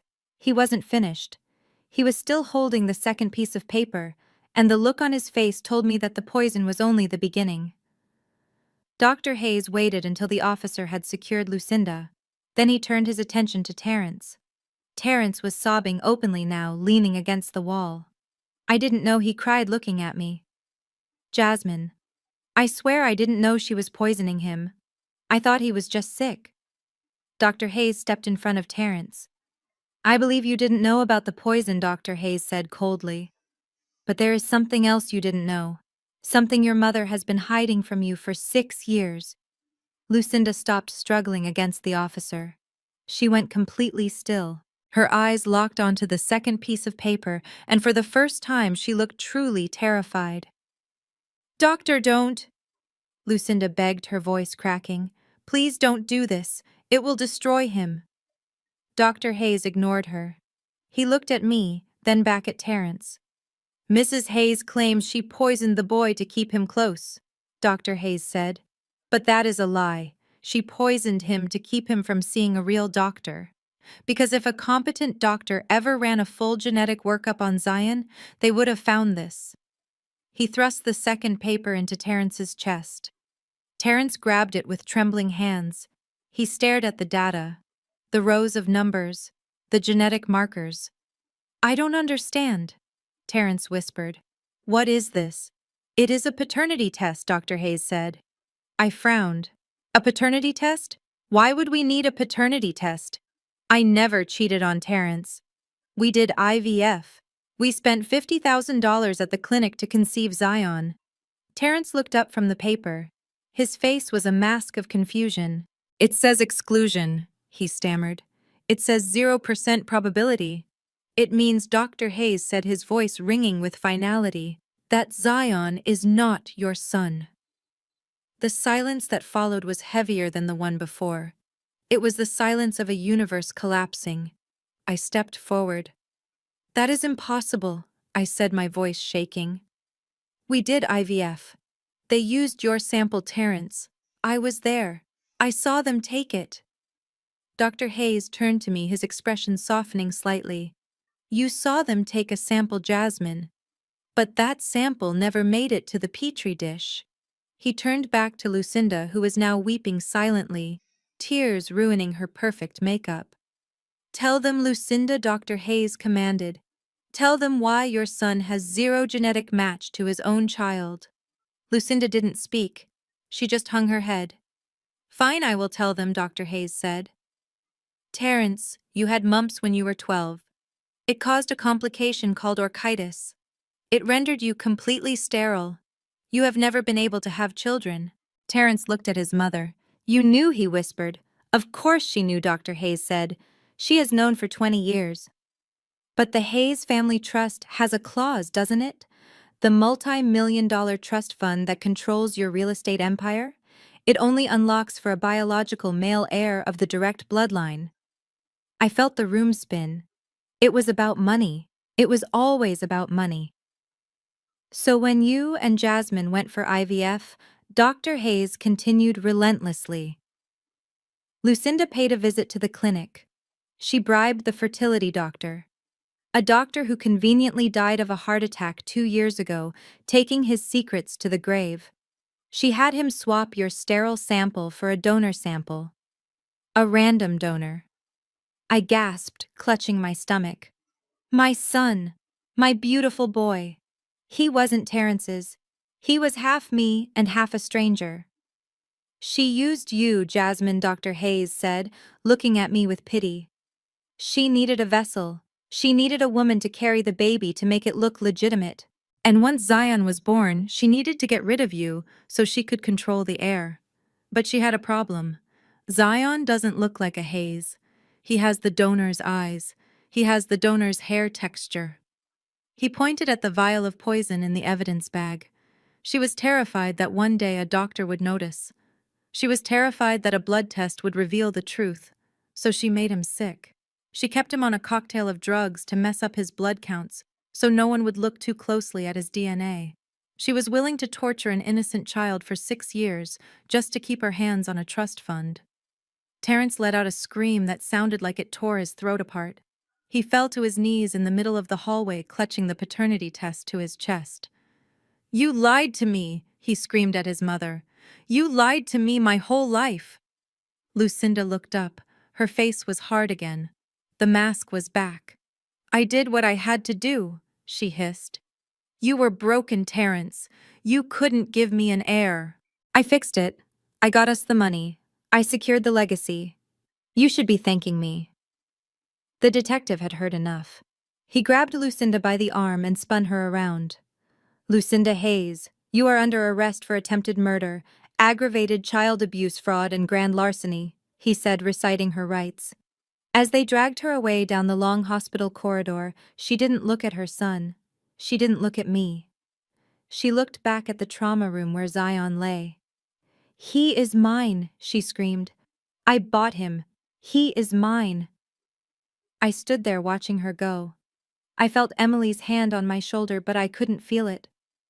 I looked at Terrence sobbing on the floor, a man who had lost his mother, his son, and his identity in the span of 10 minutes. But mostly, I thought about my son. The boy who had survived poison. The boy who had survived a car crash. The boy who was now free. He didn't have the Hayes bloodline. And thank God for that. He was safe from their legacy. He was just mine. Finally and completely, he was just mine. The piece of paper in Terrence's hand was not just a medical report, it was a death certificate for the life he thought he had. He stared at the 0% probability statistic, and the world around him dissolved into a gray static. For 34 years he had been the Golden Prince of Atlanta. He walked with his head high, believing he was the patriarch of a powerful dynasty. He believed he had a son who looked up to him. He believed he had a mother who worshipped the ground he walked on. He believed he was a man. But in the span of a heartbeat, Dr. Hayes had stripped it all away. He was not a father. He was a sterile vessel. He was not a patriarch. He was a puppet. And the woman he called mother, the woman who claimed to do everything for his benefit, was actually his puppet master. She had known. She had known since he was 12 years old that he was broken inside. And instead of comforting him, instead of helping him accept his reality, she had built a castle of lies on top of his pain. Terrence looked up from the paper. His eyes were red and swollen. He looked at me standing there, with the blood of a stranger coursing through the veins of the boy I loved. He realized in that moment that I was the only thing real in his entire life. I was the only one who had loved Zion for who he was, not for what he represented. And he had thrown me away because his mother told him to. A sound started deep in his chest. It wasn't a cry. It was a low, animalistic growl of pure agony. "You knew," he whispered. The hallway fell silent. Even the police officers seemed to sense that the air was charged with something more dangerous than a weapon. "You knew I couldn't have children," Terrence said, his voice rising with every syllable. "You knew I was sterile. And you let me believe I was a father. You let me hold him in the delivery room. You let me cut the cord. You let me name him." Lucinda stood there with her hands cuffed behind her back. She didn't look remorseful. She looked annoyed. She looked like a parent dealing with a toddler who was making a scene in public. I gave you what you wanted, Terrence, she snapped. You wanted a legacy. You wanted to be a man. I bought you a son. I paid good money to ensure that embryo took. You should be grateful. Grateful! Terrence screamed. The sound tore through the sterile hospital air, making the nurses jump. You made me live a lie, he shouted, stepping toward her. You made me torture my wife. You made me kick Jasmine out of her own house. You made me believe she was crazy. But she wasn't crazy. She was the only honest person in this family. Lucinda rolled her eyes. Oh, stop being dramatic. I did it for the trust fund. If we didn't have an heir, the board would have dissolved the assets. We would be living in a condo, Terrence. A condo. I saved our lifestyle. That was the breaking point. Something inside Terrence snapped. It was audible like a dry branch breaking in a storm. The years of conditioning, the years of obedience, the years of being a mama's boy evaporated in an instant. All that was left was a man who realized his entire existence was a fraud. He didn't think. He didn't hesitate. He lunged. Terrence moved with a speed I didn't know he possessed. He flew across the few feet of space separating them. The police officer standing next to Lucinda was taken by surprise. He reached out to grab Terrence, but he was too slow. Terrence's hands found his mother's throat. You witch! He screamed, slamming her back against the hard hospital wall. You stole my life! You stole my son! Lucinda gagged, her eyes bulging. She couldn't fight back because her hands were cuffed. She could only stare into the face of the monster she had created. Her expensive heels scrabbled against the linoleum floor. Terrence squeezed harder, his knuckles white. He wasn't seeing his mother anymore. He was seeing the architect of his misery. He was seeing the woman who poisoned a child and poisoned his soul. Get off her, the detective shouted, diving into the fray. The two officers grabbed Terrence by the shoulders, trying to pull him off. But he was fueled by a hysterical strength. He held on, dragging Lucinda down toward the floor with him. I hate you, Terrence sobbed even as he choked her. I hate you. I wish you were dead. Sir, let go or we will tase you, the officer warned, reaching for the yellow weapon on his belt. Terrence didn't hear him. He was lost in the red mist of betrayal. Taser! Taser! Taser! The officer shouted. There was a loud popping sound followed by the distinct crackle of electricity. Terrence's body went rigid. His back arched violently and his hands flew open, releasing Lucinda's throat. He convulsed for a second and then dropped to the floor like a stone, hitting the ground with a sickening thud. Lucinda slid down the wall, gasping for air. There were bright red finger marks rapidly bruising on her neck. She coughed, hacking loudly, trying to suck oxygen back into her lungs. The hallway was absolute chaos. Nurses were screaming. Patients were peering out of their rooms. The security guards were rushing to assist the officers who were now cuffing Terrence as he lay groaning on the floor. But Lucinda wasn't finished. Even as she sat there, disheveled, humiliated, and bruised, she couldn't stop. The narcissism ran too deep. She looked at her son lying on the floor, the son she had just driven to madness, and she spat at him. You weak fool! She rasped, her voice hoarse from the strangulation. I did everything for you. I built this dynasty for you. And this is how you repay me. She looked up at the officers who were hauling her to her feet. She looked at Dr. Hayes, who was watching with cold judgment. And she looked at me. I created an heir, she screamed, her voice echoing off the ceiling tiles. I created a legacy. It doesn't matter whose sperm it was. It matters that his name is Hayes. I did what had to be done. I am the only one with the strength to do what is necessary. The detective shoved her forward, forcing her to walk. Shut your mouth, Mrs. Hayes, he said roughly. You have the right to remain silent, and I suggest you use it. They dragged her away, still screaming about her sacrifice, still claiming she was the victim. They dragged Terrence away behind her. His expensive suit ruined, his face streaked with tears and snot, his spirit completely broken. The Hayes dynasty had fallen. It didn't fall with a whimper. It fell with a scream and the crackle of a taser. I stood in the silence that followed, shaking from the adrenaline. I looked around the empty hallway. The floor was scuffed. The air still smelled of ozone and violence. And then I saw her. In the far corner of the waiting area, standing in the shadows, was Emily. My sister-in-law was holding her phone up. Her hand was steady. She wasn't calling a lawyer. She wasn't calling an ambulance. She was recording. I saw the interface on her screen. It was Facebook Live. And in the corner, the little red eye icon showed the viewer count. 5,000 people were watching. Emily had broadcast the whole thing. She had broadcast the poison revelation. She had broadcast the paternity test. She had broadcast the assault. She had broadcast Lucinda's confession. The comments were scrolling up the screen faster than I could read them. Monster. Lock her up. Poor kid. That family is evil. Emily looked at me.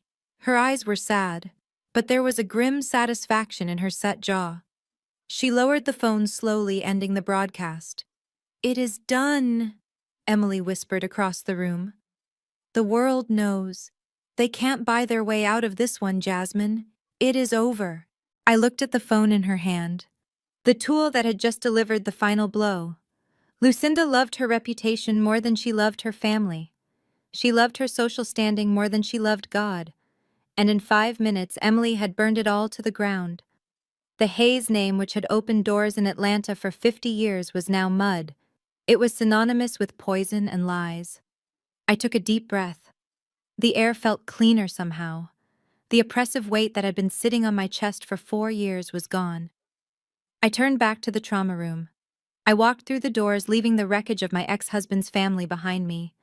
I went back to the only thing that mattered. I went back to the little boy with the golden blood who was finally safe. The wheels of justice usually grind slowly, but when you have a viral video with 5 million views and a toxicology report that reads like a horror novel, the system moves with terrifying speed. It had been exactly 7 days since the nightmare in the hospital hallway. 7 days since I watched the police drag my ex-husband and his mother away in handcuffs. 7 days since I held my son without fear for the first time in 4 years. I walked into the Fulton County Superior Court, not as the scared, trembling woman who had lost everything in this same building years ago. Today, I walked in as the plaintiff. I wore a sharp navy blue suit that Emily had picked out for me. My hair was pulled back. My head was high. Flanking me were 3 of the most vicious family law attorneys in Atlanta, a team that Emily had paid for using her own divorce settlement money. They looked like sharks circling in shallow water, and for the first time the sharks were on my side. The courtroom was packed. The press had descended on the case like vultures drawn to the smell of old money rotting in the sun. But I didn't care about the cameras. I only cared about the woman sitting in the defendant's box. Lucinda Hayes was unrecognizable. The Chanel suits were gone, replaced by a stark orange jumpsuit that washed out her complexion. Her hair, usually coiffed to perfection, hung limp and gray around her face. She sat behind a thick glass partition designed for high-risk defendants. When our eyes met, she didn't sneer. She didn't look away. She glared at me with a hatred so pure it felt like a physical weight pressing against the glass. Terrence sat at a separate table, his head bowed. He looked like a man who had aged 20 years in a week. He wore a suit, but it hung loosely on his frame as if he had stopped eating. He didn't look at me. He stared at his hands, which were clasped tightly in front of him on the defense table. The judge entered the room, a stern woman with silver hair and eyes that had seen every variety of human cruelty. She didn't waste time with pleasantries. She opened the file in front of her, and the sound of paper turning was the only noise in the room. "We are here to determine the permanent custody arrangement for Zion Hayes," the judge stated, her voice echoing off the mahogany walls. "We are also here to address the emergency motion to terminate parental rights based on the evidence provided by the district attorney." My lawyer stood up. He didn't need to shout. He simply laid out the facts with surgical precision. "Your Honor," he began, "we are not just asking for custody. We are asking for protection from a monster." He signaled to the bailiff, who dimmed the lights. The large screen on the wall flickered to life. It was the video Emily had recorded. The quality was crystal clear. The courtroom watched in stunned silence as Lucinda's voice shrieked through the speakers, admitting that she had created an heir for the money, admitting that she owned him. I watched Lucinda in the glass box. She didn't look ashamed.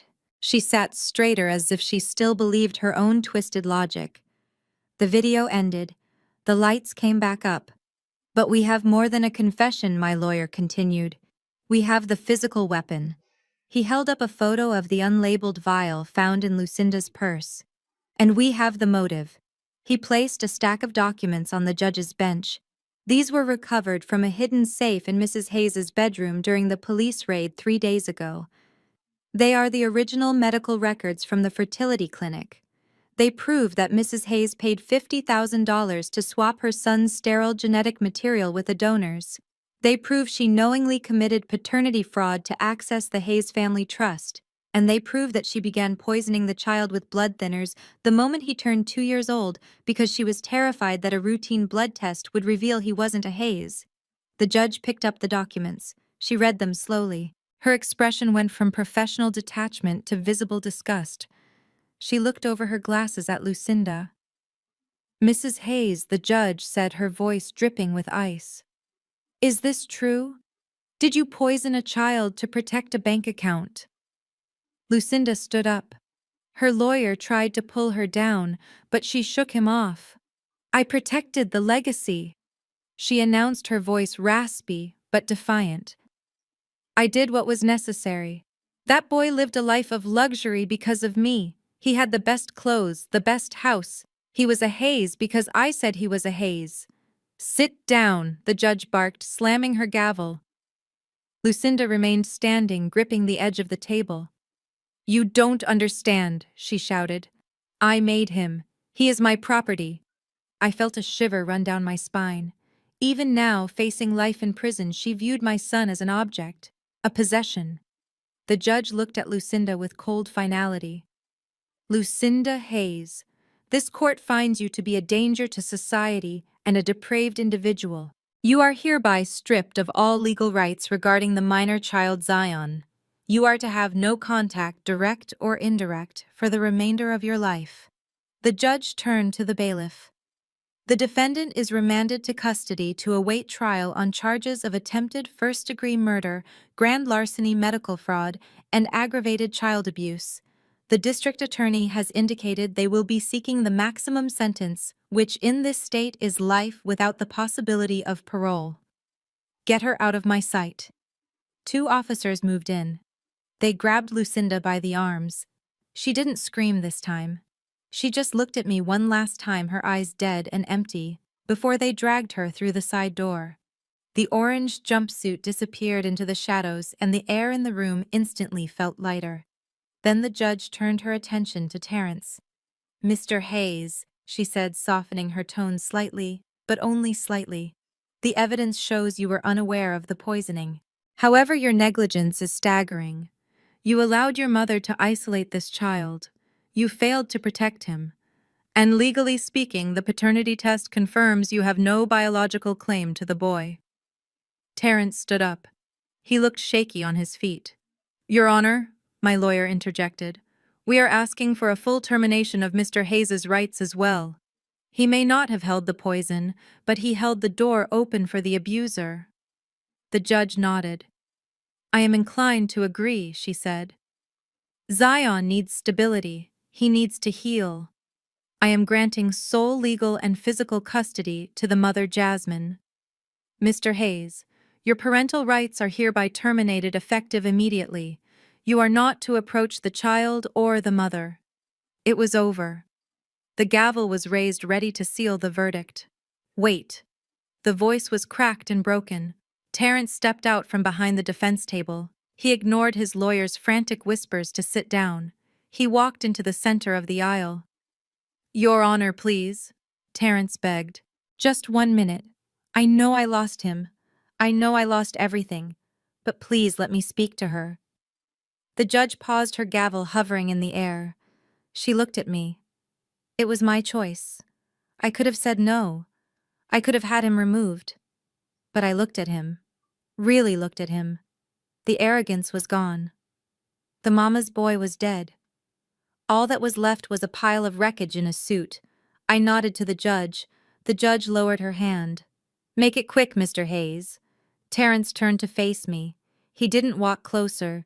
He stayed 15 feet away, respecting the invisible barrier between my new life and his destroyed one. He looked me in the eyes, and tears began to stream down his face uncheckered. "I am sorry," he whispered. Then he did something that the Terrence I knew would never have done. He didn't check his watch. He didn't look around to see who was watching.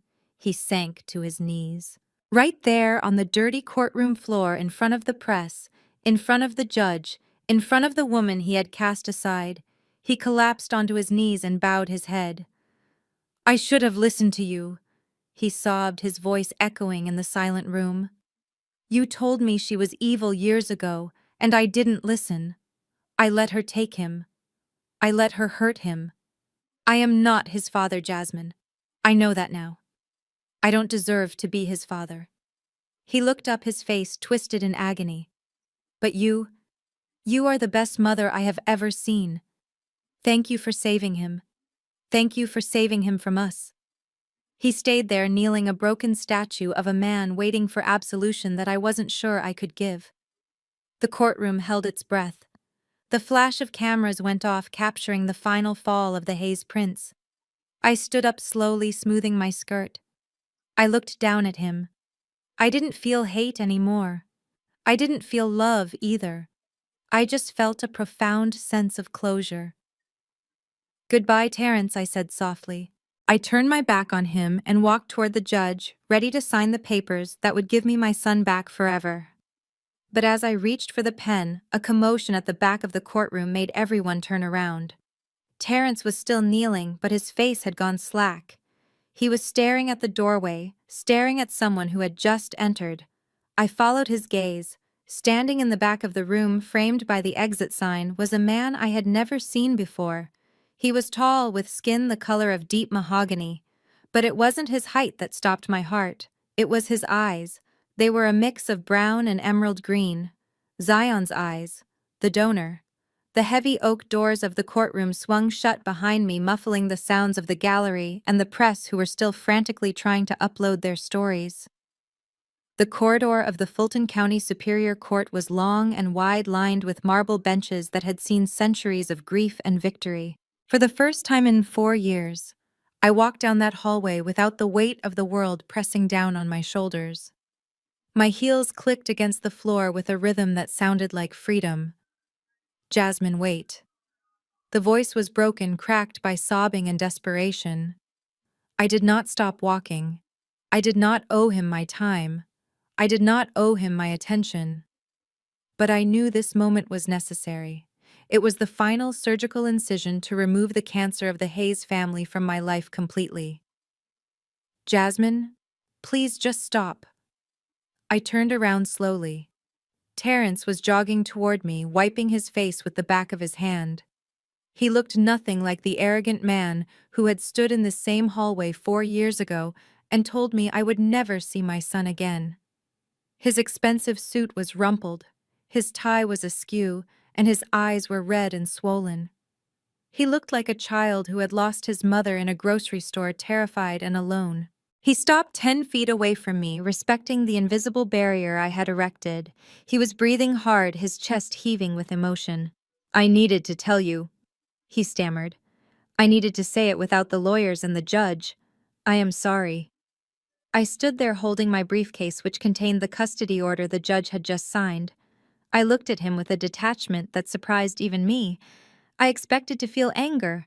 I expected to feel hate. But looking at him now, I felt nothing. He was just a stranger with a familiar face. "You are sorry," I repeated, my voice flat. "You are sorry that you got caught, Terrence. You are sorry that your inheritance is gone. You are sorry that your reputation is in tatters." "No," he said, shaking his head violently, tears flying from his face. "No, Jasmine. I am sorry about Zion. I am sorry I failed him." He took a step closer, his hands reaching out as if to beg. "I still love him, Jasmine," he cried. "You have to believe me. I raised him for 4 years. I taught him how to tie his shoes. I read him bedtime stories. He is my son in every way that matters. Please don't cut me out completely. Let me say goodbye to him. Let me explain." I laughed. It was a cold, sharp sound that echoed off the marble walls. "You love him?" I asked. "Is that what you call it?" "You watched him waste away for 4 years, Terence. You watched him get weaker and paler every single day. You watched bruises bloom on his skin like flowers of agony, and you did nothing." "I didn't know," he sobbed. "My mother told me it was anemia. She told me the doctors were handling it. You didn't know because you didn't want to know." I cut him off, my voice rising. "You were happy to play the role of the doting father for the cameras, but when it came to protecting him, you were a coward. You let your mother isolate him. You let her feed him poison. You watched me get dragged out of his life screaming, and you didn't lift a finger because you were too afraid of losing your allowance." I stepped closer to him until I was looking up into his tear-filled eyes. "And now you want to claim him because of love, no, Terence. You want to claim him because he is the only thing you have left.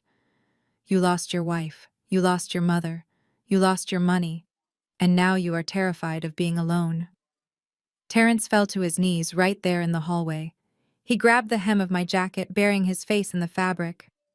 "Please, Jasmine," he begged, his voice muffled. "He is all I have. He is the only good thing I ever did. Even if I am not his biological father, I am his dad. Doesn't that count for anything?" I looked down at the top of his head. I felt a flicker of pity, but I crushed it instantly. Pity was dangerous. Pity was what had kept me in that abusive marriage for so long. I reached into my briefcase. My fingers brushed against the crisp paper of the document my lawyer had prepared just in case. "Stand up, Terence," I said firmly, pulling my jacket from his grasp. He looked up, hope flickering in his eyes. He stood, wiping his knees. I pulled out the document. It was a single page, simple and devastating.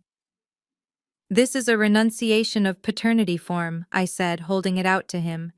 He stared at it, as if it were a poisonous snake. "What is this?" he whispered. "It is your exit strategy," I said. "It is a legal document stating that you acknowledge you are not the biological father of Zion Hayes. It states that you voluntarily relinquish all parental rights and responsibilities. It states that you will never seek contact with him again." Terence backed away, shaking his head. "I can't sign that," he said. "I can't just erase him from my life. He is my son. He is not your son," I said, my voice hard as steel. "Biology says he isn't your son. Morality says he isn't your son. You failed the biological test, and you failed the moral test. You are not a father, Terence. You are just a man who lived in the same house as a child he allowed to be tortured." I took a step forward, holding the pen out to him. "And here is why you are going to sign it." I lowered my voice so only he could hear. "Right now, the district attorney is building a case against your mother for fraud against the Hayes Family Trust. They know she falsified medical records to unlock the funds. They know she committed paternity fraud." Terence nodded, swallowing hard. "I know. That is on her." "Is it?" I asked. "You are the beneficiary of that trust, Terence. You spent that money. You lived in the house bought with that money. You drove the cars bought with that money. If you fight me on custody, if you try to drag this out and claim you are the legal father, the district attorney is going to start wondering how much you knew. They are going to wonder if you were complicit in the fraud. They are going to wonder if you knew about your own sterility and helped your mother pull off the scam." Terence went pale. His mouth opened, but no sound came out. "If you sign this," I continued, "I will walk away. I will tell the DA that as far as I know, you were just a pawn. You were a victim of your mother's lies, just like Zion.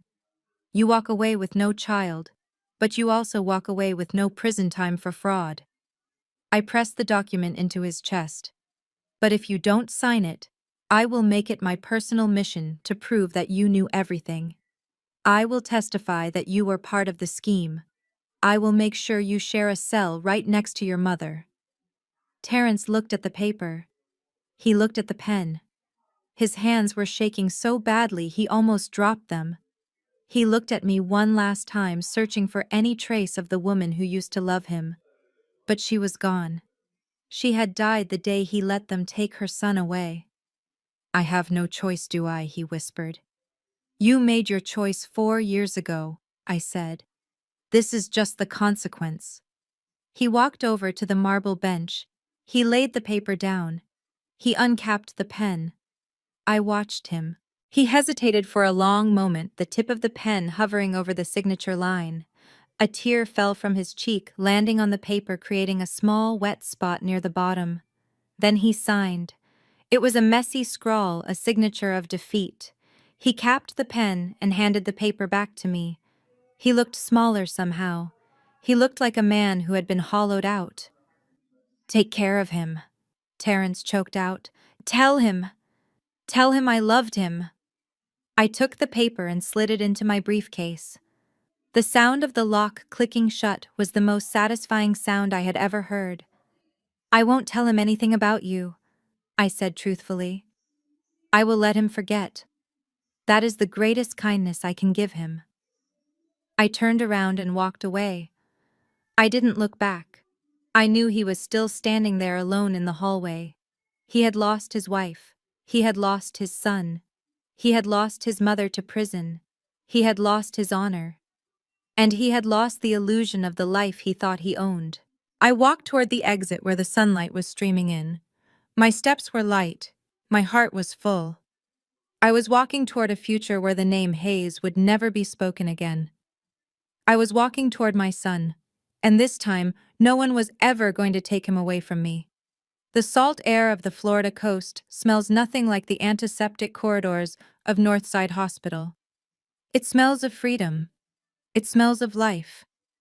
I sat on the weathered wooden deck of our small rented beach house, watching the sun dip below the horizon, painting the sky in shades of violet and gold. It has been 6 months since the trial. 180 days of waking up without fear. 180 days of not checking my phone for threatening messages from lawyers. Down on the sugar-white sand, a little boy was running. He was sprinting, chasing a seagull with the boundless energy of a golden retriever. He tripped over a piece of driftwood and went sprawling onto his stomach. 6 months ago, that fall would have terrified me. 6 months ago, that impact would have caused a massive internal hemorrhage. It would have meant a frantic drive to the emergency room. It would have meant watching purple bruises bloom across his skin, like ink in water. But today Zion just rolled over. He sat up in the sand and laughed. He brushed the grit off his knees, which were scraped but clotting perfectly. His skin was a rich, glowing brown, warm and healthy. His eyes, the green and brown kaleidoscope eyes that belonged to a stranger, were bright with joy. He wasn't the fragile heir to a dying dynasty anymore. He was just a 6-year-old boy who loved the ocean. The sliding glass door behind me opened. I didn't jump. I didn't flinch. I just smiled. Emily walked out carrying 2 glasses of iced tea. She looked different too. The nervous, terrified woman who used to whisper in corners was gone. She had cut her hair into a sharp bob, and she was wearing a bright yellow sundress. It was the kind of color Lucinda would have called garish. Emily wore it like a flag of independence. She sat down next to me, handing me a glass. We watched Zion run into the surf, kicking up water. He looks good, Emily said softly. He is good, I replied, taking a sip of the tea. Dr. Hayes says his blood counts are completely normal. The poison is out of his system. His bone marrow has recovered. He is going to be tall, Emily. He is going to be strong. Emily nodded. She reached into her tote bag. The mood shifted slightly. The air grew a little heavier but not oppressive. I brought you something, she said. I wasn't sure if you wanted to see it, but I thought you should know. She pulled out a copy of the Atlanta Journal-Constitution. She folded it so the bottom half of the front page was visible. I looked at the headline, "Disgraced Socialite Found Dead in State Prison." I stared at the photo. It was an old picture of Lucinda from a charity gala taken years ago. She looked regal, untouchable, and arrogant. "What happened?" I asked. My voice remained steady. My heart rate didn't even spike. Emily sighed, looking out at the ocean. "It happened yesterday morning. Apparently, she tried to organize the other inmates. She tried to boss them around like she bossed us around. She told the wrong person what to do in the cafeteria. It was quick, Jasmine. She didn't suffer long." I looked at the photo of the woman who had tried to erase me, the woman who had poisoned my son, the woman who had destroyed her own family for a legacy that didn't exist. I waited for the satisfaction to hit me. I waited for the surge of vindictive joy. But it didn't come. Instead, I just felt a profound sense of release. It was like watching a storm cloud finally dissipate over the ocean. She was gone. The monster under the bed was dead. She could never hurt us again. "And the rest of them?" I asked. Bankrupt, Emily said with a grim smile. "The lawsuits from the investors in the trust fund took everything. The mansion is being sold to pay off the debts. The cars are gone. The jewelry is gone. The Hayes name is mud in Atlanta. Terrence is living in a studio apartment in Decatur working at a car rental agency. He calls me sometimes asking about Zion. I don't answer." I reached out and squeezed Emily's hand. "Thank you," I said. "Thank you for being the one brave person in that house. Thank you for the video." "We saved each other," Emily said, squeezing back. Zion ran up to the deck breathless and dripping wet. He held up a white seashell perfectly spiraled. "Mommy, look," he shouted. "It has no cracks. It is perfect." "It is beautiful, baby," I said, brushing the wet hair off his forehead. "Go find me another one."